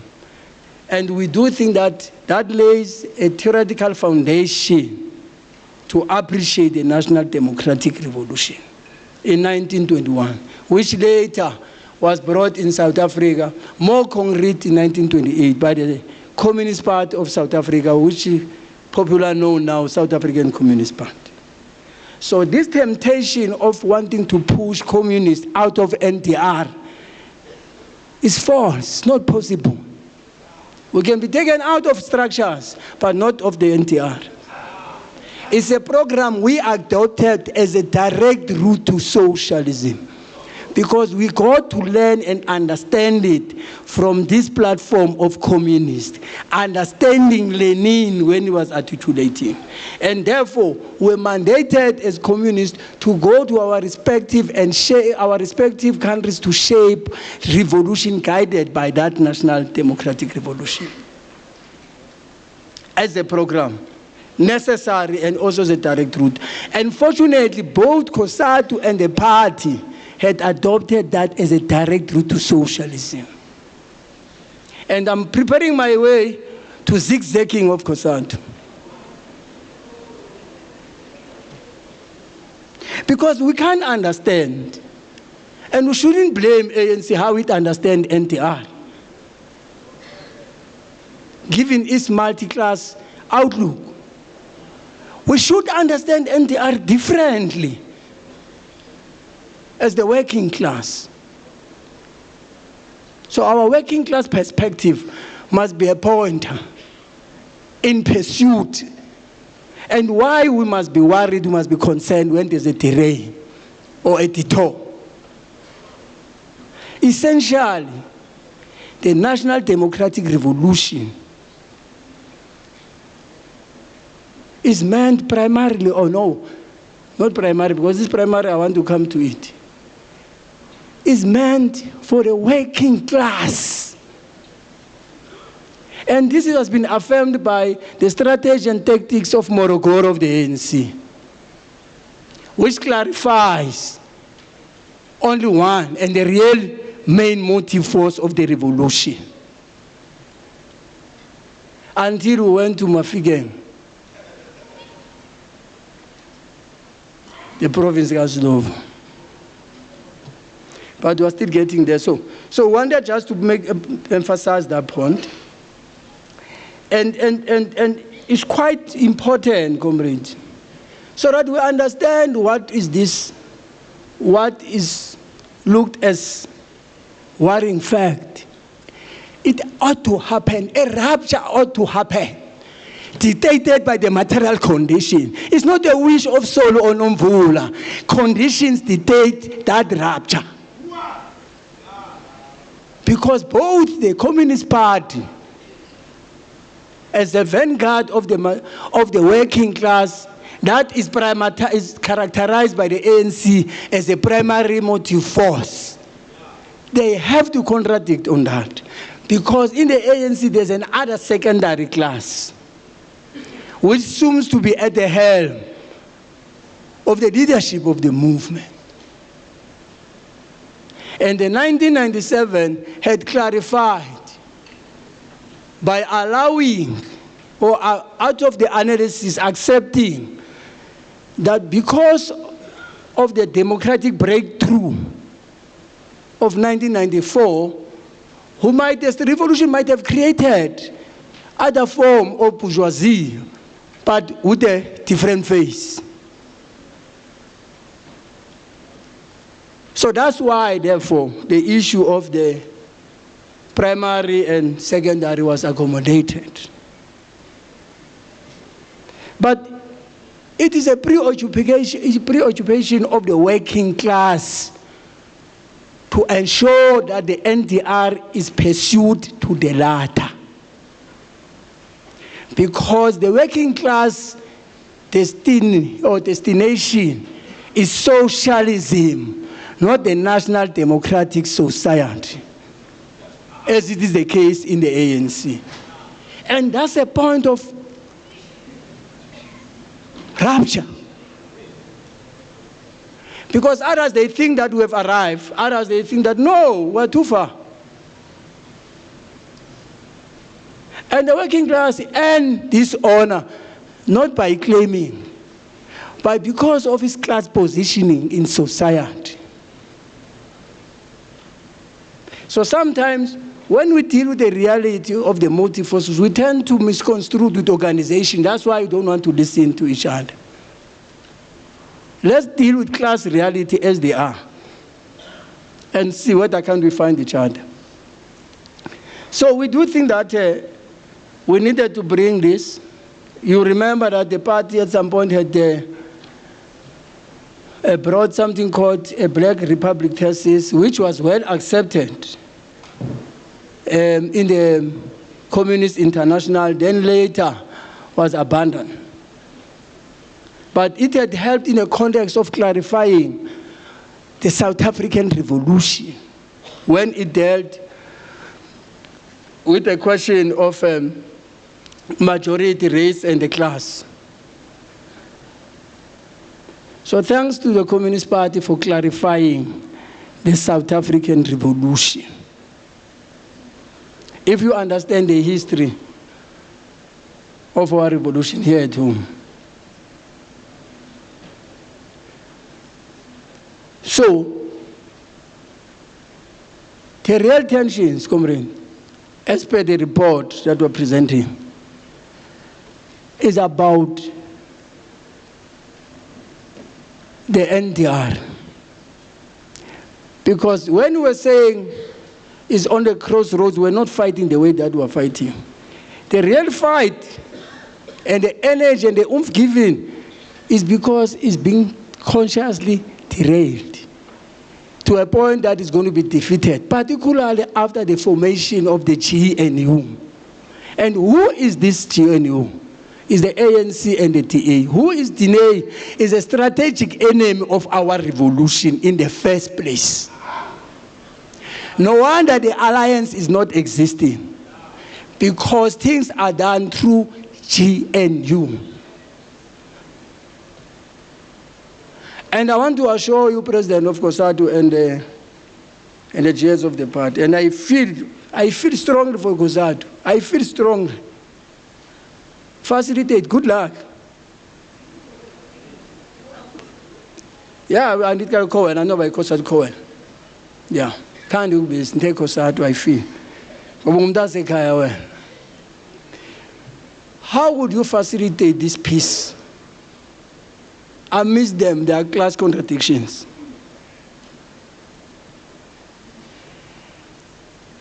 The solution for the working class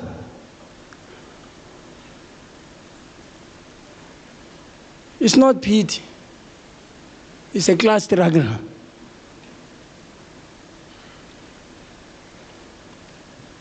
And we are convinced, our report says, comrades, there will be no pursuit under GNU.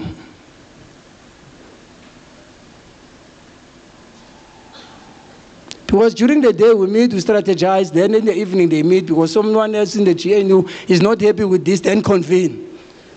But the Communist Party can howl, make a lot of noise, but okay, continue. We understand you as a noisemaker. COSATU is fine. But if ZIL is not happy, we convene immediately President Maguire. So how can we have an alliance under those circumstances? So our discussions about the party will not be about South African Communist Party, will be about our class interest in a capitalist society. We will not talk about any organization, we will talk about the interest of our class and whom we think is representing that interest. Akukho nkwali phandelenye. Ivele uthe upresident uyazi nalo nkwali. Okay.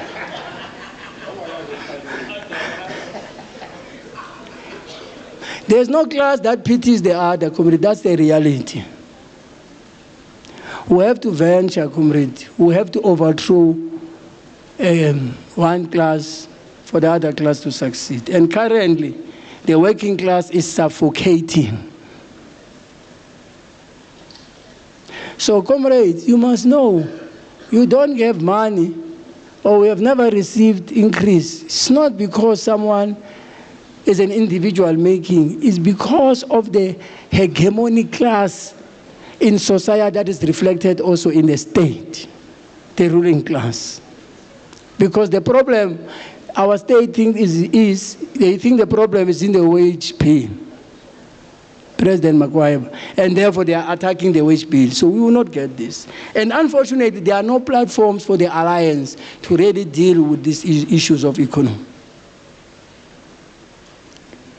So as long as that thing is not dealt with, we'll continue to deal with these challenges. This is what Neau wished to say, or wish the Congress to focus on, the socialist axis. Because we can't pretend, comrade, we can't pretend.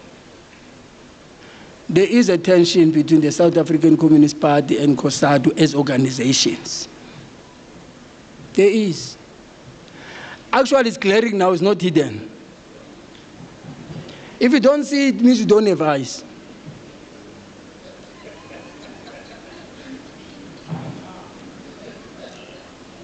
The overarching strategic task that is facing the organized and the conscious working class in the current conjuncture is how to forge a proletariat-led struggle to advance and deepen the national democratic revolution towards socialism. The precondition in positioning the organized and the class-conscious working class is to execute this task of building a powerful socialist movement of the workers and the poor, at the core of which ought to be the SACP and COSATU. A proletarian-led struggle to advance and deepen the national democratic revolution towards socialism would also require a shared strategic clarity on the implications of the following. Firstly, South Africa remains a capitalist society that has somewhat evolved from what was characterized as the colonization of a special type. There has not been fundamental change in the character of the settler colonial economy that predominantly still remains under ownership and the control of white minority. Secondly, in developing a strategic perspective for proletariat-led struggle to advance and deepen the NDR towards socialism, we must come to terms with the fact that as a revolutionary organization, the ANC has become a spent force in the current conjuncture. We must accept that despite the fact that the majority of its constituents comprise the working class and rural poor, and the ANC is no longer postured as a revolutionary agency. That's why the decline is no longer, even in a strong base that historically has been known. And the 2024 elections are the lessons to learn from, draw from. The third point, within the ANC-led alliance, we have had a twin component of the working class organization in the SACP and COSATU as a socialist axis. This is based on their historic and collective commitment to socialism. Yet, there has not been a sustained joint program expression of this commitment, despite COSATU Congress passing numerous resolutions to that effect. The reason for the existence of the SACP is nothing but to wage class struggle to overturn capitalism and build socialism. Whilst throughout its history, COSATU has firmly adhered to Marxism and Leninism, its political practice of class orientation, organizational practice of short floor militants, and commitment to help build and work with the SACP as a vanguard of the South African working class. But despite the strategic political direction provided by the 13th and 14th Congresses in 2018 and 2022 respectively, building on its commitment to socialism from its founding Congress and reaffirmed in all previous Congresses, today we have a federation that is ideologically confused. In a meeting of NEA, we're going to raise these things. Otherwise, we will not help COSATU if we brush through issues.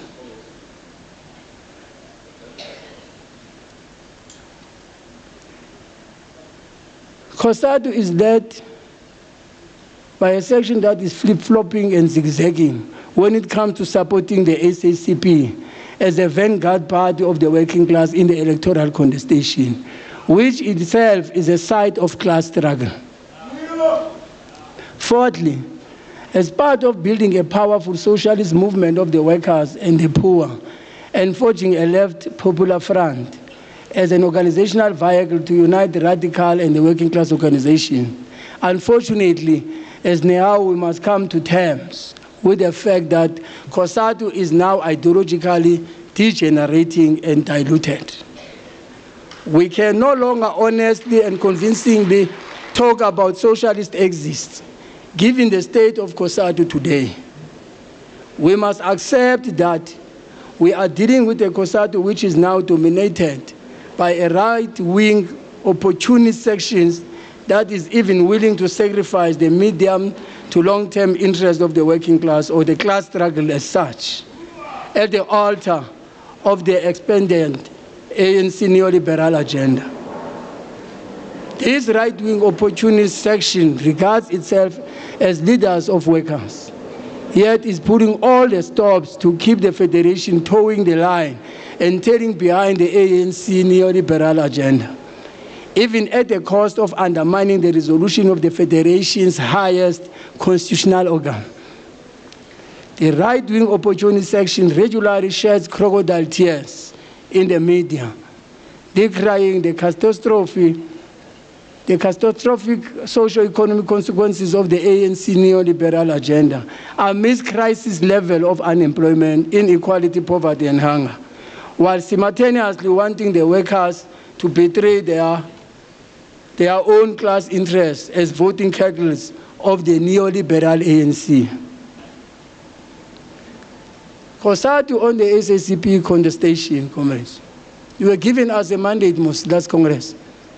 And that mandate was that let's go and persuade COSATU to support the South African Communist Party. It's black and white. That's a mandate that we're given.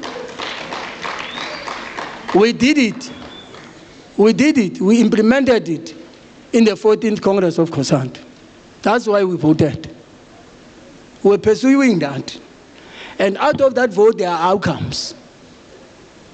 Whether you contest or not, but there are outcomes. And those outcomes are favorable to that mandate that you said you must do.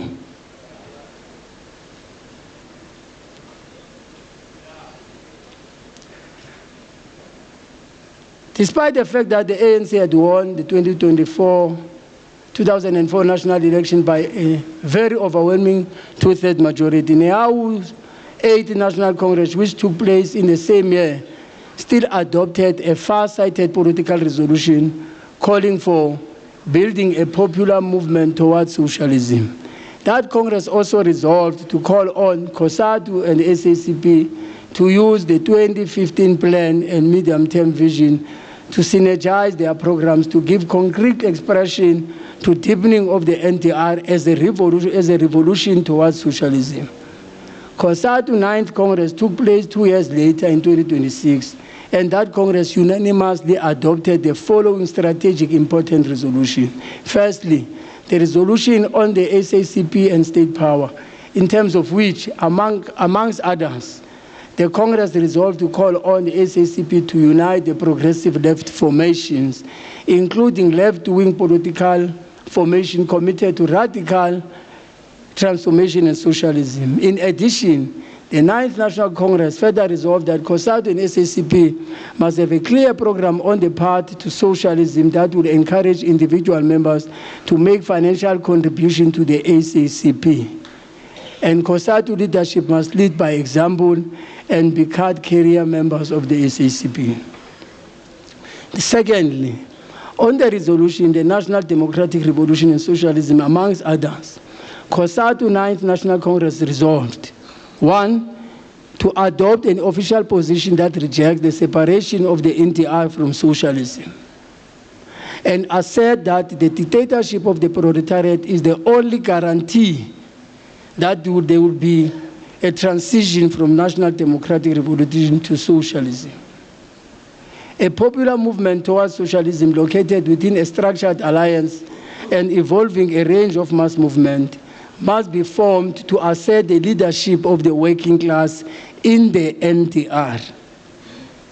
Those are the resolutions of COSATU 9th Congress. Parallel to this discussion that have been taking place in COSATU since the 9th National Congress in 2026 on the SACP and the election of state power, the SACP itself has been long seized by the same discussions. From its own 12th National Congress in 2007, 13th National Congress in 2012, with the 4th Special Congress and the 5th Special Congress in between, culminating at the 15th Congress in 2022.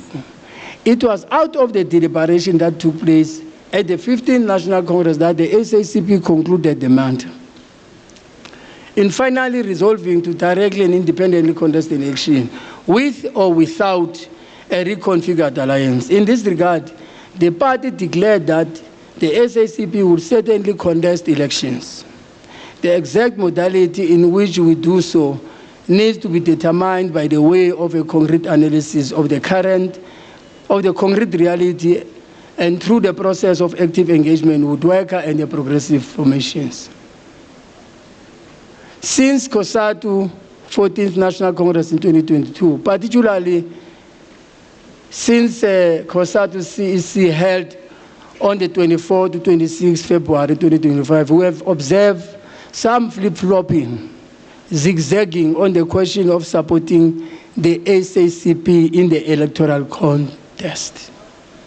We now face an unprecedented development whereby a minor constitutional structure, namely the 8th Central Committee, came out with the outcome that effectively undermined the resolution of a higher constitutional structure, namely the 14th National Congress, with regard to the question of supporting the SACP in the electoral contestation. Actually, it was worse when we were challenged that we must show that resolution, because there's not such a resolution existing.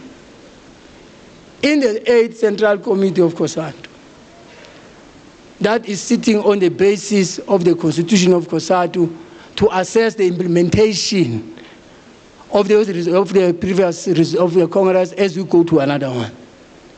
So these resolutions, they just disappear in that process. Despite our efforts to say that go to this report which was presented at the CEC where it listed the resolution, including this resolution.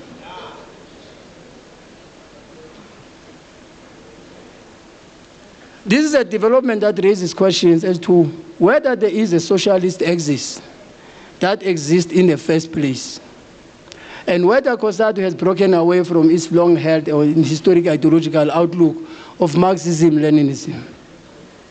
The implication of this flip-flopping, zigzagging, also raised a question as to whether or not COSATU CEC is now dominated by worker leaders who are void of class consciousness and are captured by the patronage of the ruling party, fading neoliberal oriented ANC, despite the strategic perspective adopted by its highest constitutional organs. We, comrades, now, we were accused of being co-opted by the South African Communist Party. The truth of the matter, we are an affiliate of COSATU, not of the Communist Party. And we will exercise our constitution as provided for by the COSATU constitution to raise our issues without fear or favor. So this Congress must help us to build from the work that we've started from the last Congress.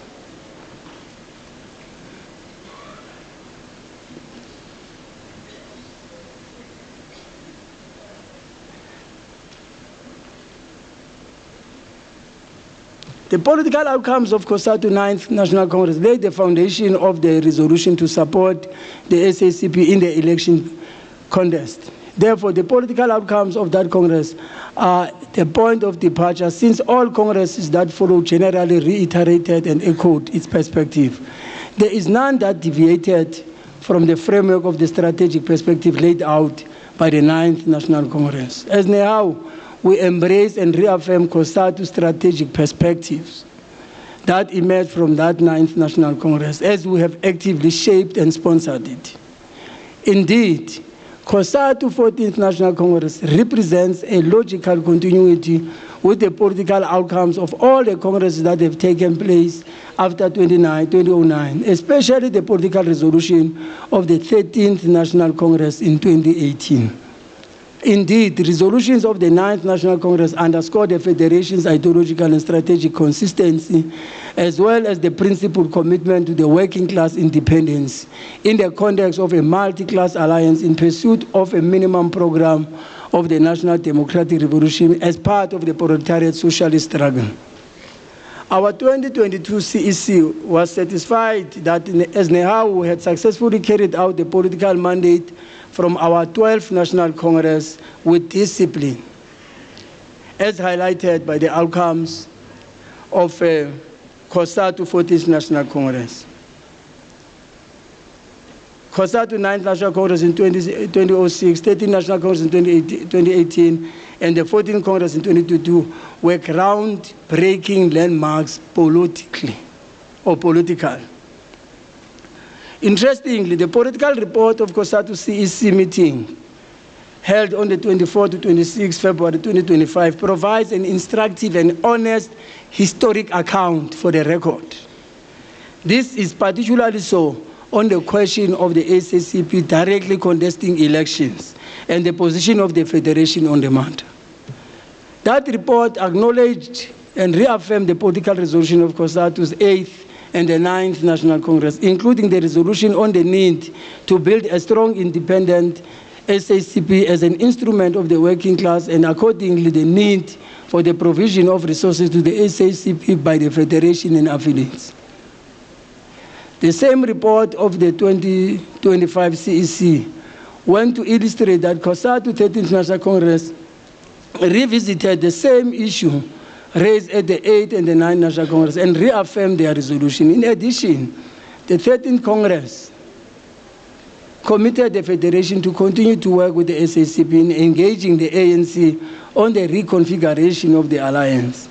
Indeed, ahead of the 2019 national elections, delegates to that COSATU 13th National Congress in 2018 adopted a resolution that clearly states that the Federation is mandated to continue to work with SACP on the question of the reconfiguration of the alliance.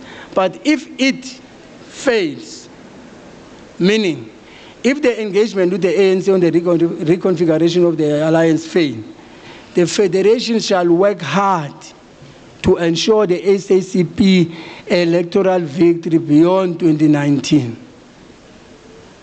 Again, it is also important to appreciate that the same political report of the February 2025 CEC maintained that the 14th National Congress resolution or resolved that COSATU shall engage the SACP to contest state power in 2024 general election and ensure full support by all means possible towards that end. In this regard, the 14th National Congress was building on the 13th National Congress mandate, given the fact that endeavors of engaging the ANC on the reconfiguration had failed. The February 2025 CEC report concludes on this matter by stating that, I quote, the previous Congress, meaning 12 and 13, also resolved on the support for the SACP to contest for state power, as and when the party makes such a resolution. And indeed, the party made that resolution. But COSATU is consulting. So part of the thing that we must do in the Congress is to consult you, having given us a resolution. But I don't think that we would consult because they've given us a resolution. We are accounting on the implementation of that resolution at this Congress now. That's what I'm doing on behalf of the CEC. It is now a matter of historical record that the patient endeavors on the part of COSATU and SACP in engaging the ANC on the reconfiguration of the alliance have dismally failed, and the ANC still considered itself as the exclusive political center of the alliance, even though the latter has been deliberately rendered useless. After a protracted debate at the 14th National Congress, that Congress decided to democratically settle the debate using a constitutional available and most democratic means of resolving protracted debates, vote by the eligible delegates, which resulted in COSATU committing to support the SACP direct and independent electoral contestation. Actually, President, in his address, he did mention that we have been putting efforts to meet with the national office bearers of COSATU, not only on the tension between us and our sister union, but also to discuss what would have been the reason or the basis of this deviation. But unfortunately, we could not exhaust our discussion. I hope, I pray that the new leadership elected there will try to extend their hand to meet with COSATU so that we put closure on the discussion that would have been initiated, actually late 2022, President. Late 2022. And we have an advantage that the leadership is here. Let's put closure on that debate, comrades. So that we don't go to the next Congress as if we did not promise each other of concluding on this session, because the danger, if we go there, we'll repeat the same thing that we would have raised with the leadership. because we feel that that's a matter that can be managed and be better clarified at the leadership level so that we come and account as we are doing here as NEHAWU.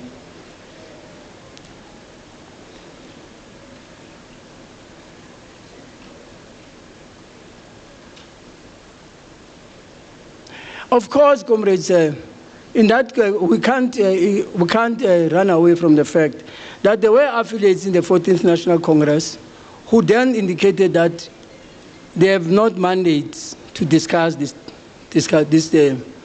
Comrade Magwai, to discuss the matter, because the Congress of COSATU would have taken place after their congresses, they've taken it and so forth. So they could not pronounce. So, and others then felt we do have a mandate, then we were subjected to voting, and we voted.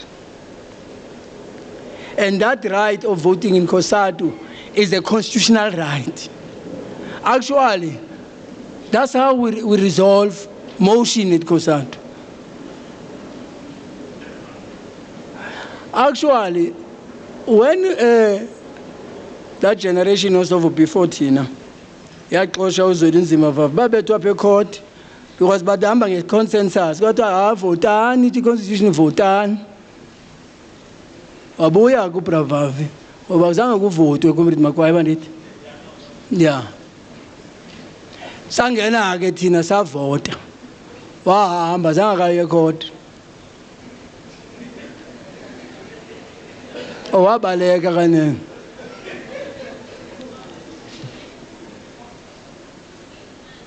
So it was not our NEHAWU's own interpretation of the political commission of the Federation against the bedrock of the resolution of the 14th National Congress, but the Federation's report that was discussed and adopted by that CEC.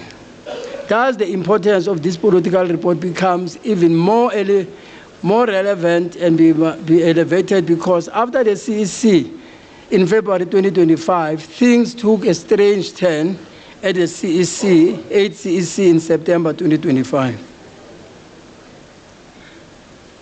You know, when comrades, you go to the meeting on the basis that before the meeting, comrades, can you come together and manage the meeting? It means even those who are carrying mandate from their organization, they will have to sell out because we are managing the pursuit of the mandate given to you in favor of the meeting that you are attending. But it's inherent in the leadership responsibility to manage things to go through. So we didn't want to be characterized again as a spoiled brat again. And I must indicate to these comrades, we have lost friends in COSATU. We used to have friends. So discussion to pursue our mandate requires a lot of lobbying. First, we must remind, we were once friends.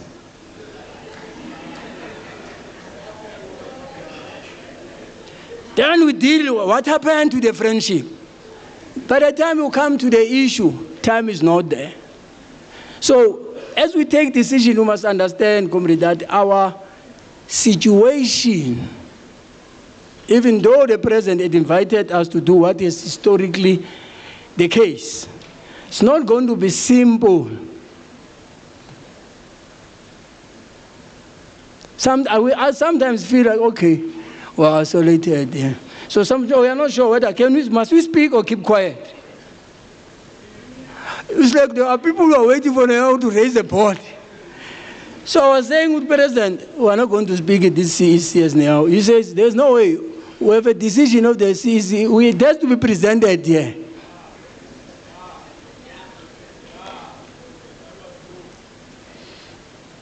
So things are not easy so I want you, as we discuss, to also help us to develop approaches as we go to Congress of COSATU, because we need to have friends by the time we arrive at COSATU. And we're not going to use numbers, and we're not going to be arrogant for that. We have to win people over. So give us strategies and tactics to do so. We need every affiliate of COSATU on our side. All of them. But not at all cost. That must be underscored, not at all cost. To a point that we are going to change who we are because we want friendship. Our orientation must guide us. So we felt that we should raise this issue, comrade, because I know yourselves, you ask, you even forget that you are COSATU yourselves. You ask us, Kanti, what is the COSATU doing? When you ask that question, you must also know that you are COSATU too. So we must then, in our meeting as NEHAWU, look at that and provide and devise ways and means to respond. And also to avoid such questions from being asked by us, but to help the way forward of COSATU. So we think that, comrade, is an important issue. And we owe no one, comrade, to be explaining what we were saying in our Congress. We were saying what we were saying in our Congress, and unapologetically. We're not going to explain ourselves to anyone else outside this Congress about what we said in this Congress. You elected us to represent you. We are giving you an account on the pursuit of the resolutions that would have been taken. And we are saying we have executed them in as far as the mandate given by you. But there are difficulties to get through, get implemented in the federation. Because unions, they come to the federation with their positions.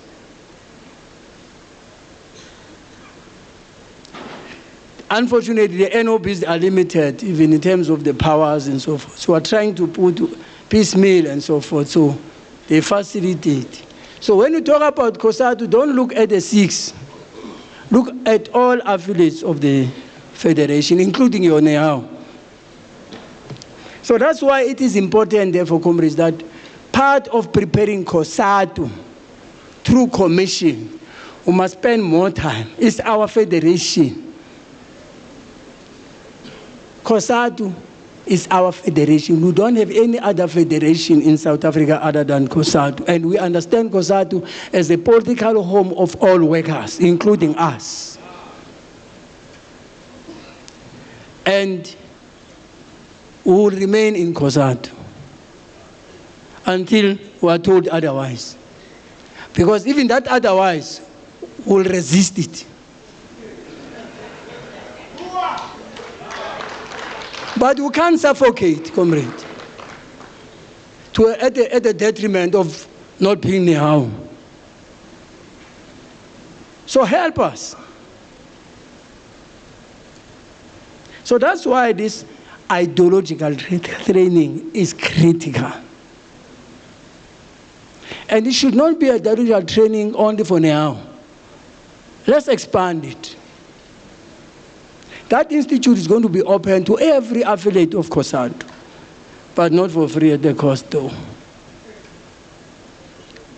But the president is a negotiator. He can negotiate discounts and so forth, so we can see. On socio-economic issues, comrades, we really deal with the issues of the microeconomic and the microeconomic situation, and I don't want to get into it that much. But the truth of the matter, comrades, we must be true to our name. We are education, health, and allied workers, you know. So this thing of not being present in post-schooling is a worry. And comrades, health service or healthcare system is dying in our hands, in our presence. What do we do? You know, President Magwaba, through a campaign called Public Service Delivery Campaign that was launched a long time ago, just went at Kabeja last year, President Kabeja last year, following the Public Protector report as a pointer to that. with the time frames given to the government of Eastern Cape, Comrade Nomvula. And that report says, Premier, this is your role. Treasurer, this is your role. MEC, this is your role. CEO, is this your role? We went there after 2.5 years. We found that nothing that has happened. Actual hospitals in Gqeberha, Sindawo is Gebengu. Even a laundry is a kitchen. Or a kitchen is a laundry. We went there, we persuaded comrades. We intervened, we spoke to the management, we spoke to members, we spoke to communities, we did everything that we could do. Even now, there's little implemented. Little. Because at least to some, when our faces were red, they were able to, feel here and there. Because there is money, but we don't know what is holding the filling of vacancies. In wards where we used to have 7 categories of nurses, Comrade Nothando, we have 1 nurse now who deals with 100 patients. Nurses now are in the position to inject people, but you know that the profession doesn't allow that. So anything that goes wrong from that person who would have used a conscience and a heart to help a sick is punished to a point that that person loses a job. So, just 2 weeks coming to this Congress, the response of the Comrade Mlu, the public protector had responded, because we wrote to her. According to her, there's almost 0.5% implemented, but according to us, 2%, isn't it? Lu. Oh. So, Comrade Mlu, public protector ufuna sodibana naye, because comrade, conditions are unbearable in hospitals. People are giving birth in passages. Nurses are sleeping in passages. Just imagine Dorangenza in the location of Zwide, where there is a President Amagenza.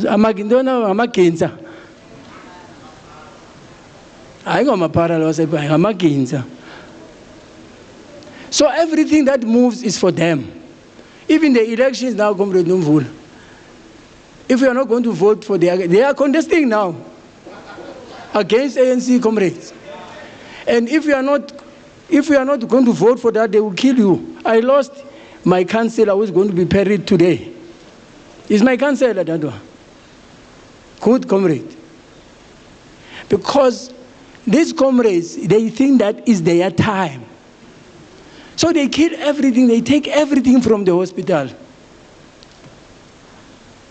There's completely nothing. And this centralization of everything else, including toilet paper, is a problem. So patients in Dorangenza, if they want the toilet paper, they must apply a bishop. And the nature is application. So we need to do something. Post-schooling and training. I saw the minister yesterday. I'm not sure he's still there. Because Bakasa joined EFF, was what is like. But he's doing well, and we are going to wholeheartedly support him in terms of the proposal that he's making. But sometimes he forgets us that we exist. When he's in trouble, then he starts to think about us. So I wanted to tell him, when we saw his name coming, he said, hey, we're going to use this opportunity to say our hands are open to support him. Because that sector, post-schooling system, comrade, is too big and with a lot of complexities.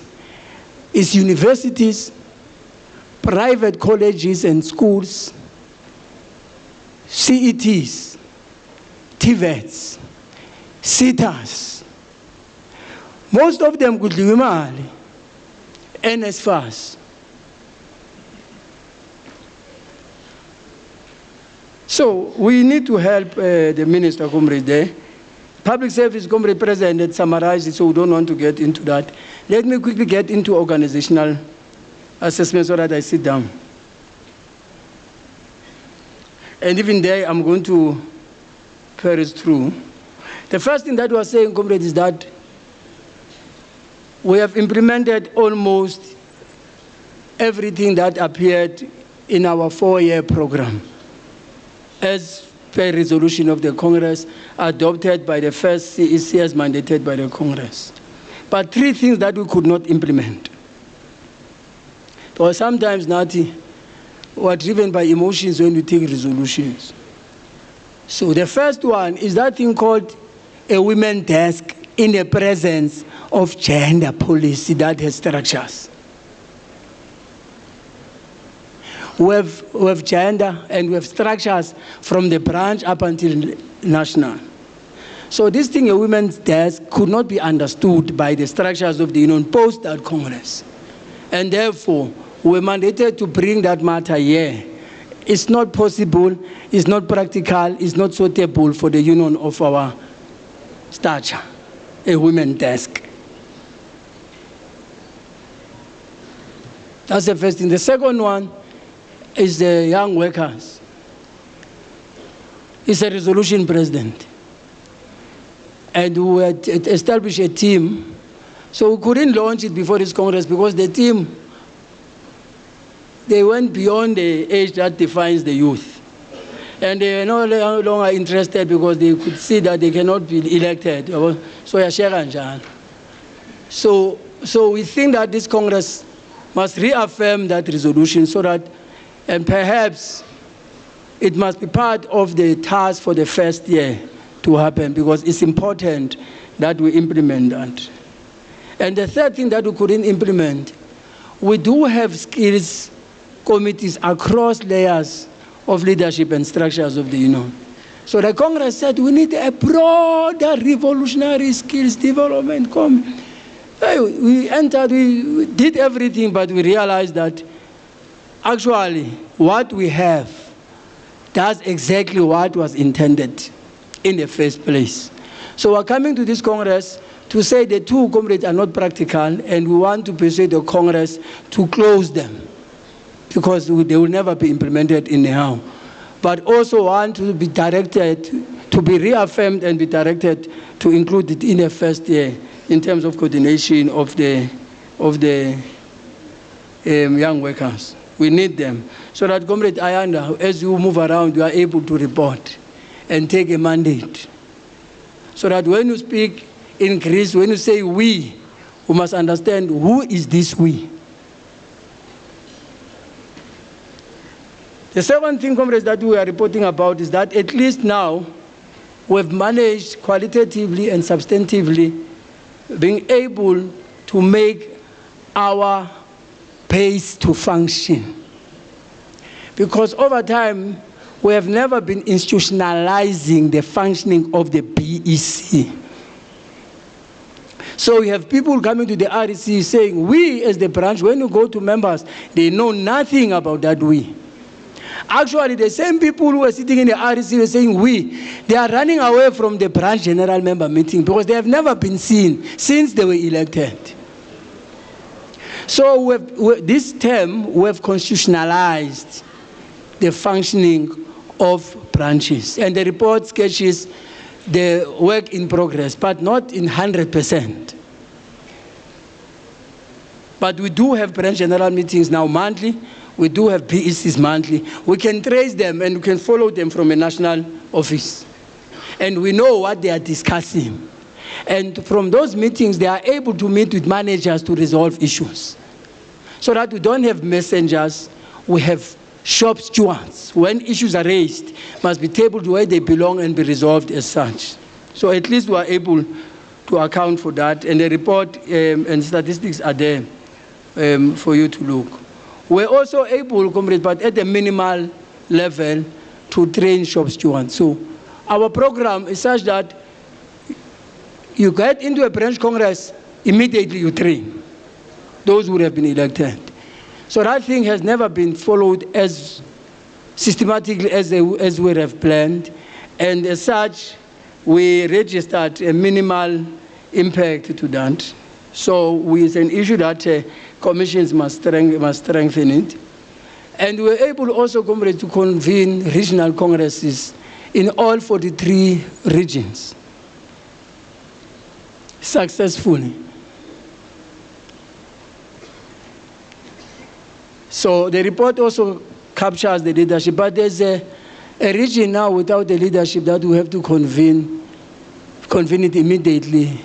And it's the biggest region of the National Union, Tshwane. The office bearers, a Congress was convened, but office bearers, for whatever reason known in the union, would have resigned and went to establish another union. So the former leaders were writing to us. The breakaway from Nehau, there's no breakaway in Nehau. Ill-disciplined shop steward of Nehau walked away from the Nehau. How they walked away? Sibalindile babuye bazoqondisa isigwegwe. There's never, former NOBs, there's no breakaway in Nehau. But regions are functioning. Leaders of the regions are in this Congress. They meet every 3 months. RECs, they are constitutionalized. But RECs do take place, presided or supported by provincial office bearers. 3, we know now, comrade, how many branches we have across the country. Something that has been difficult at some point to cover.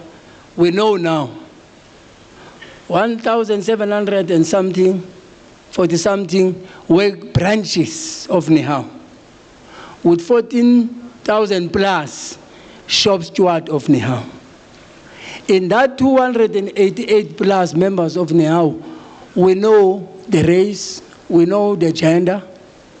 We are now getting into the age. But once we emphasize the age, these comrades, they will say we are old, when are you leaving? So the age, because you must know that as you build a second layer leadership, but also strengthen the organization on ongoing, you must know where you invest and how then comrades will take over. So at least now, we have that information, and we have the list of females and males in terms of, and I must also indicate to this, comrades who are bad when it comes to gender balance, who are extremely bad. Actually, in the NEC, must I announce? Okay, but you are bad. Also, comrade, the report sketches that that principle of continuity and change dominantly is change over continuity. And that also presents a bit of the organizational challenge. Because in a period within which comrades are elected, when they start to get their footing on the work of the organization, then they are more removed or not re-elected. We have a new set of cohort that must start to learn the union and so forth. So, and we're not encouraging or discouraging, or we're not discouraging the principle of continuity and change. But as long as the change is understandable in the union, because we don't want it must happen and determined by the union. But now it's scary when you have a national picture that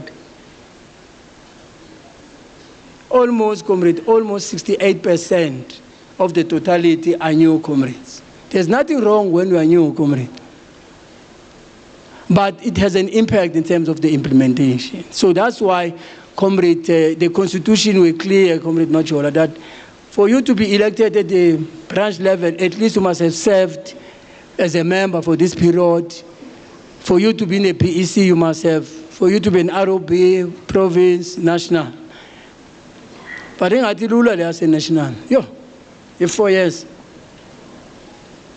No, I say, cleaning over corner about Chonga, even Chonga, I want to this news in Minya. So we are clear, comrades. And then we also attended congresses of COSATU and the conferences which in our view were prepared for it qualitatively. In some of the outcomes in both the Gender Conference and the Congress now is represented, deserving to do, not by demand. So in the process also we're able to convene a Beckham Keys, the national political school that took place 4 days. So the principal of that school was saying to me, hey, can't we have exams?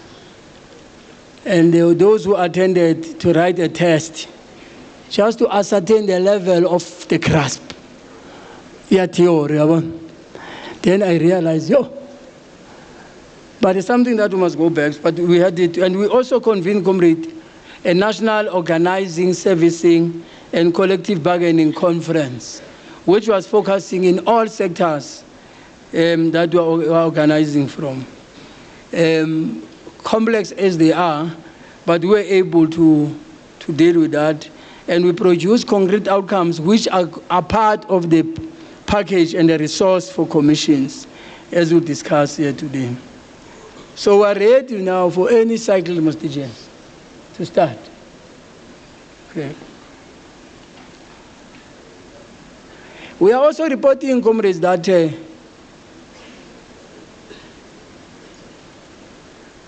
in a period from 2021 to date, we have registered above 13,000 growth.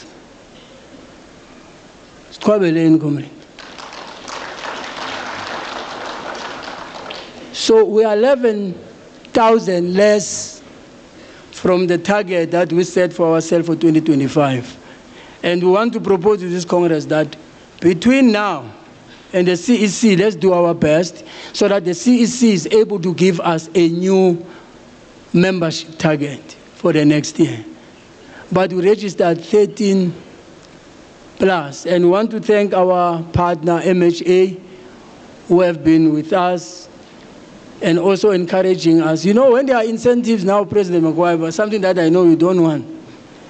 If because people are incentivized now in addition to salaries. So we have that, and there's a campaign that we have developed, and I'm sure you will see banners here, leave no member behind, as a campaign. So these 6 NOBs were seated at the call center, calling members directly by them. So other comrades, they don't believe, I'm Mike Shingange Matala, it's not true, don't play here. And the feedback was so positive when members directly, they speak to their leaders.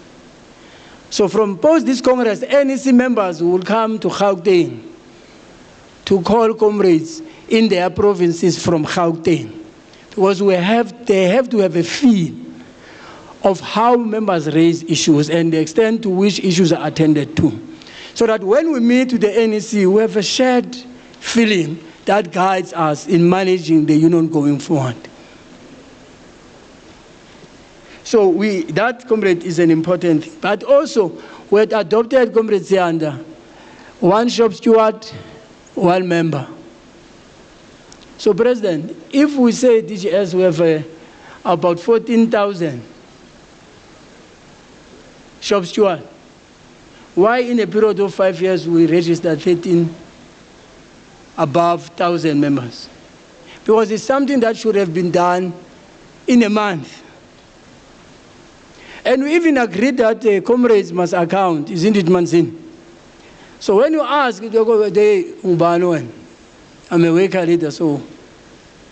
But the General Secretary must account with instructions. So we are devising ways, comrades, for growth, but we grew up significantly. And President, we will update the membership. You know, there's a tendency of growing, not updating COSATU. Comrade Frida, we'll update you. The milestone, comrades, also that has been achieved in the period is a real, in a formidable way, the establishment of UREM Jogolo Knowledge, Worker Knowledge Institute. And in the report, you will see the achievement of that institute and the level which the program that is pursuing, the qualification in terms of the accreditation, at what level? Because the programs, they cut across to FET qualification, even university qualification. So what we are trying to integrate now is an ideological training, Comrades Love, and the political education. We are clear in terms of areas that constitute a module, but we need to get into details on that.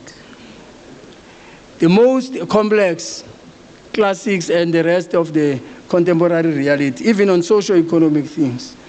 And we have named, by the way, comrade, a shop steward and organizers development after Comrade Makwaiba. So the module that will be training shop stewards is called Zwandile Makwaiba Shop Steward Training.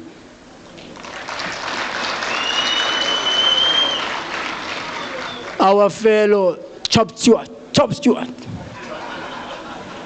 Because information is in his head. Now we are recording him because we don't have an archive.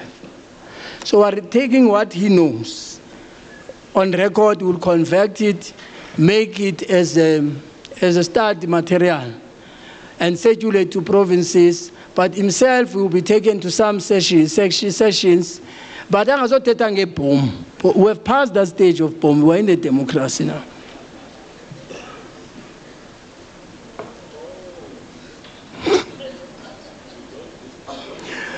President Makwaiba used to say to the employer, MK soldiers are coming with a bomb if we don't resolve. So we have that institute, and that institute is going to collaborate with the International Workers Institute of the WFTU, with Krizani, Metu Goniwe, and many, Elijah Bakhai, who will have a collaboration in terms of the programs and so forth. And the CEO of that institute was announced or was introduced yesterday, but he was absent. I'm not sure whether he's here. But we do think that that is going to go a great deal, comrades, in terms of helping us. That's a brief, President, in summary that we can raise. At least also we delivered a paperless Congress. That's a milestone. I know Majola is jealous because he was not given. I will make it up to you, so don't worry. You will have your gadget so that there's peace. Thank you, President.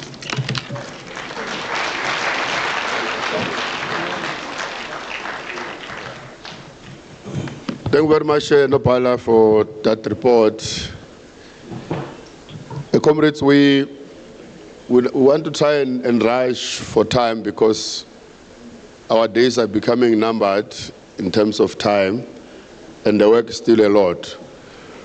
So we have exactly 10 minutes between now and lunch is strictly between 1 and 2:30 according to the kitchen.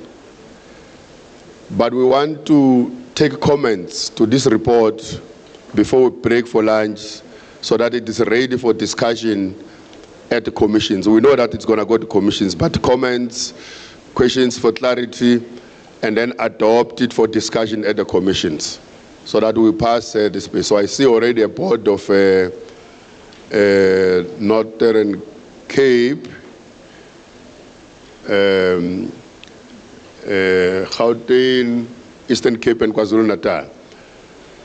That's Western Cape. Northern Cape, I saw you. Is that Western Cape at the back? Northwest, okay, Northwest, thank you. Yes, Western Cape, you're noted. Thank you very much. Can you start from what's on Pumala? That's the information that you... Actually, it's a song, masculine song. My le province, Eastern Cape.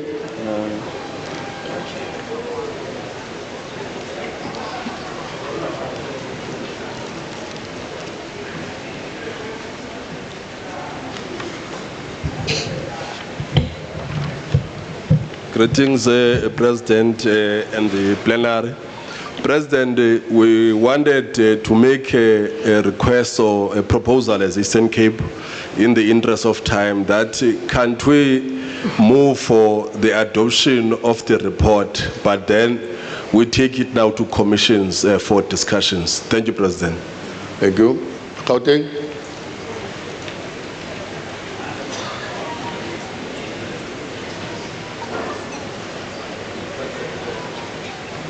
Top start voice, Saguza. It's on. Ngayibulala man chame.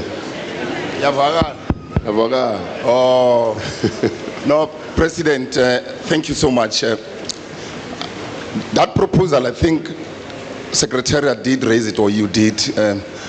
In as much as we want to support that, we want to appreciate the report as tabled by Unopala Chigelele Uzola. We're noting quite a number of aspects which we really appreciate as a National Education, Health and Allied Workers Union. We really appreciate on the aspect of education and to participate fully and invest more on our shop steward. The project of training shop stewards across the country is much more appreciated. So therefore, we'll make our tangible inputs during those particular commissions as we second. Thank you.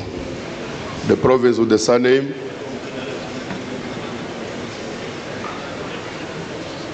The only province in the union that has got a surname.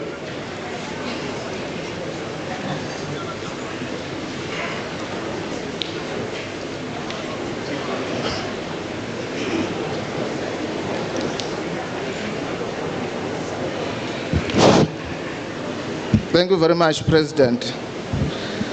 I thought, President, as I'm about to speak, there will be someone taking photos for purposes of Nehau Ed, so that I will show my mother that I was speaking in the Congress.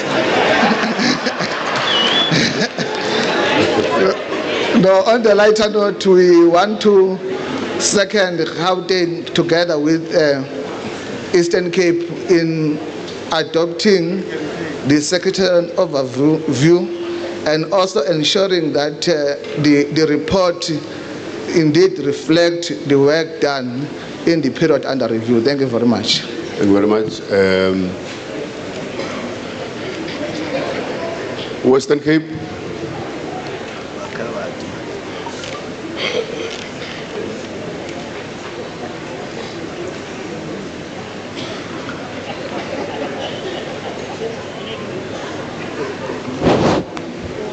No, thank you very much, Comrade President. We are just rising because we said all of us must speak, not for the Nehau AD picture. President, as Western Cape want to join the other provinces of adopting that Secretariat report as presented, and indeed we agree with the motion presented that the discussions must unfold in the commissions. Thank you very much. Okay, can I check with the boards that are, thank Western Cape, whether there's any contra review? Because the motion to go straight to commissions has been seconded. So Northern Cape, Northwest, They are covered. it should be covered. Mpumalanga?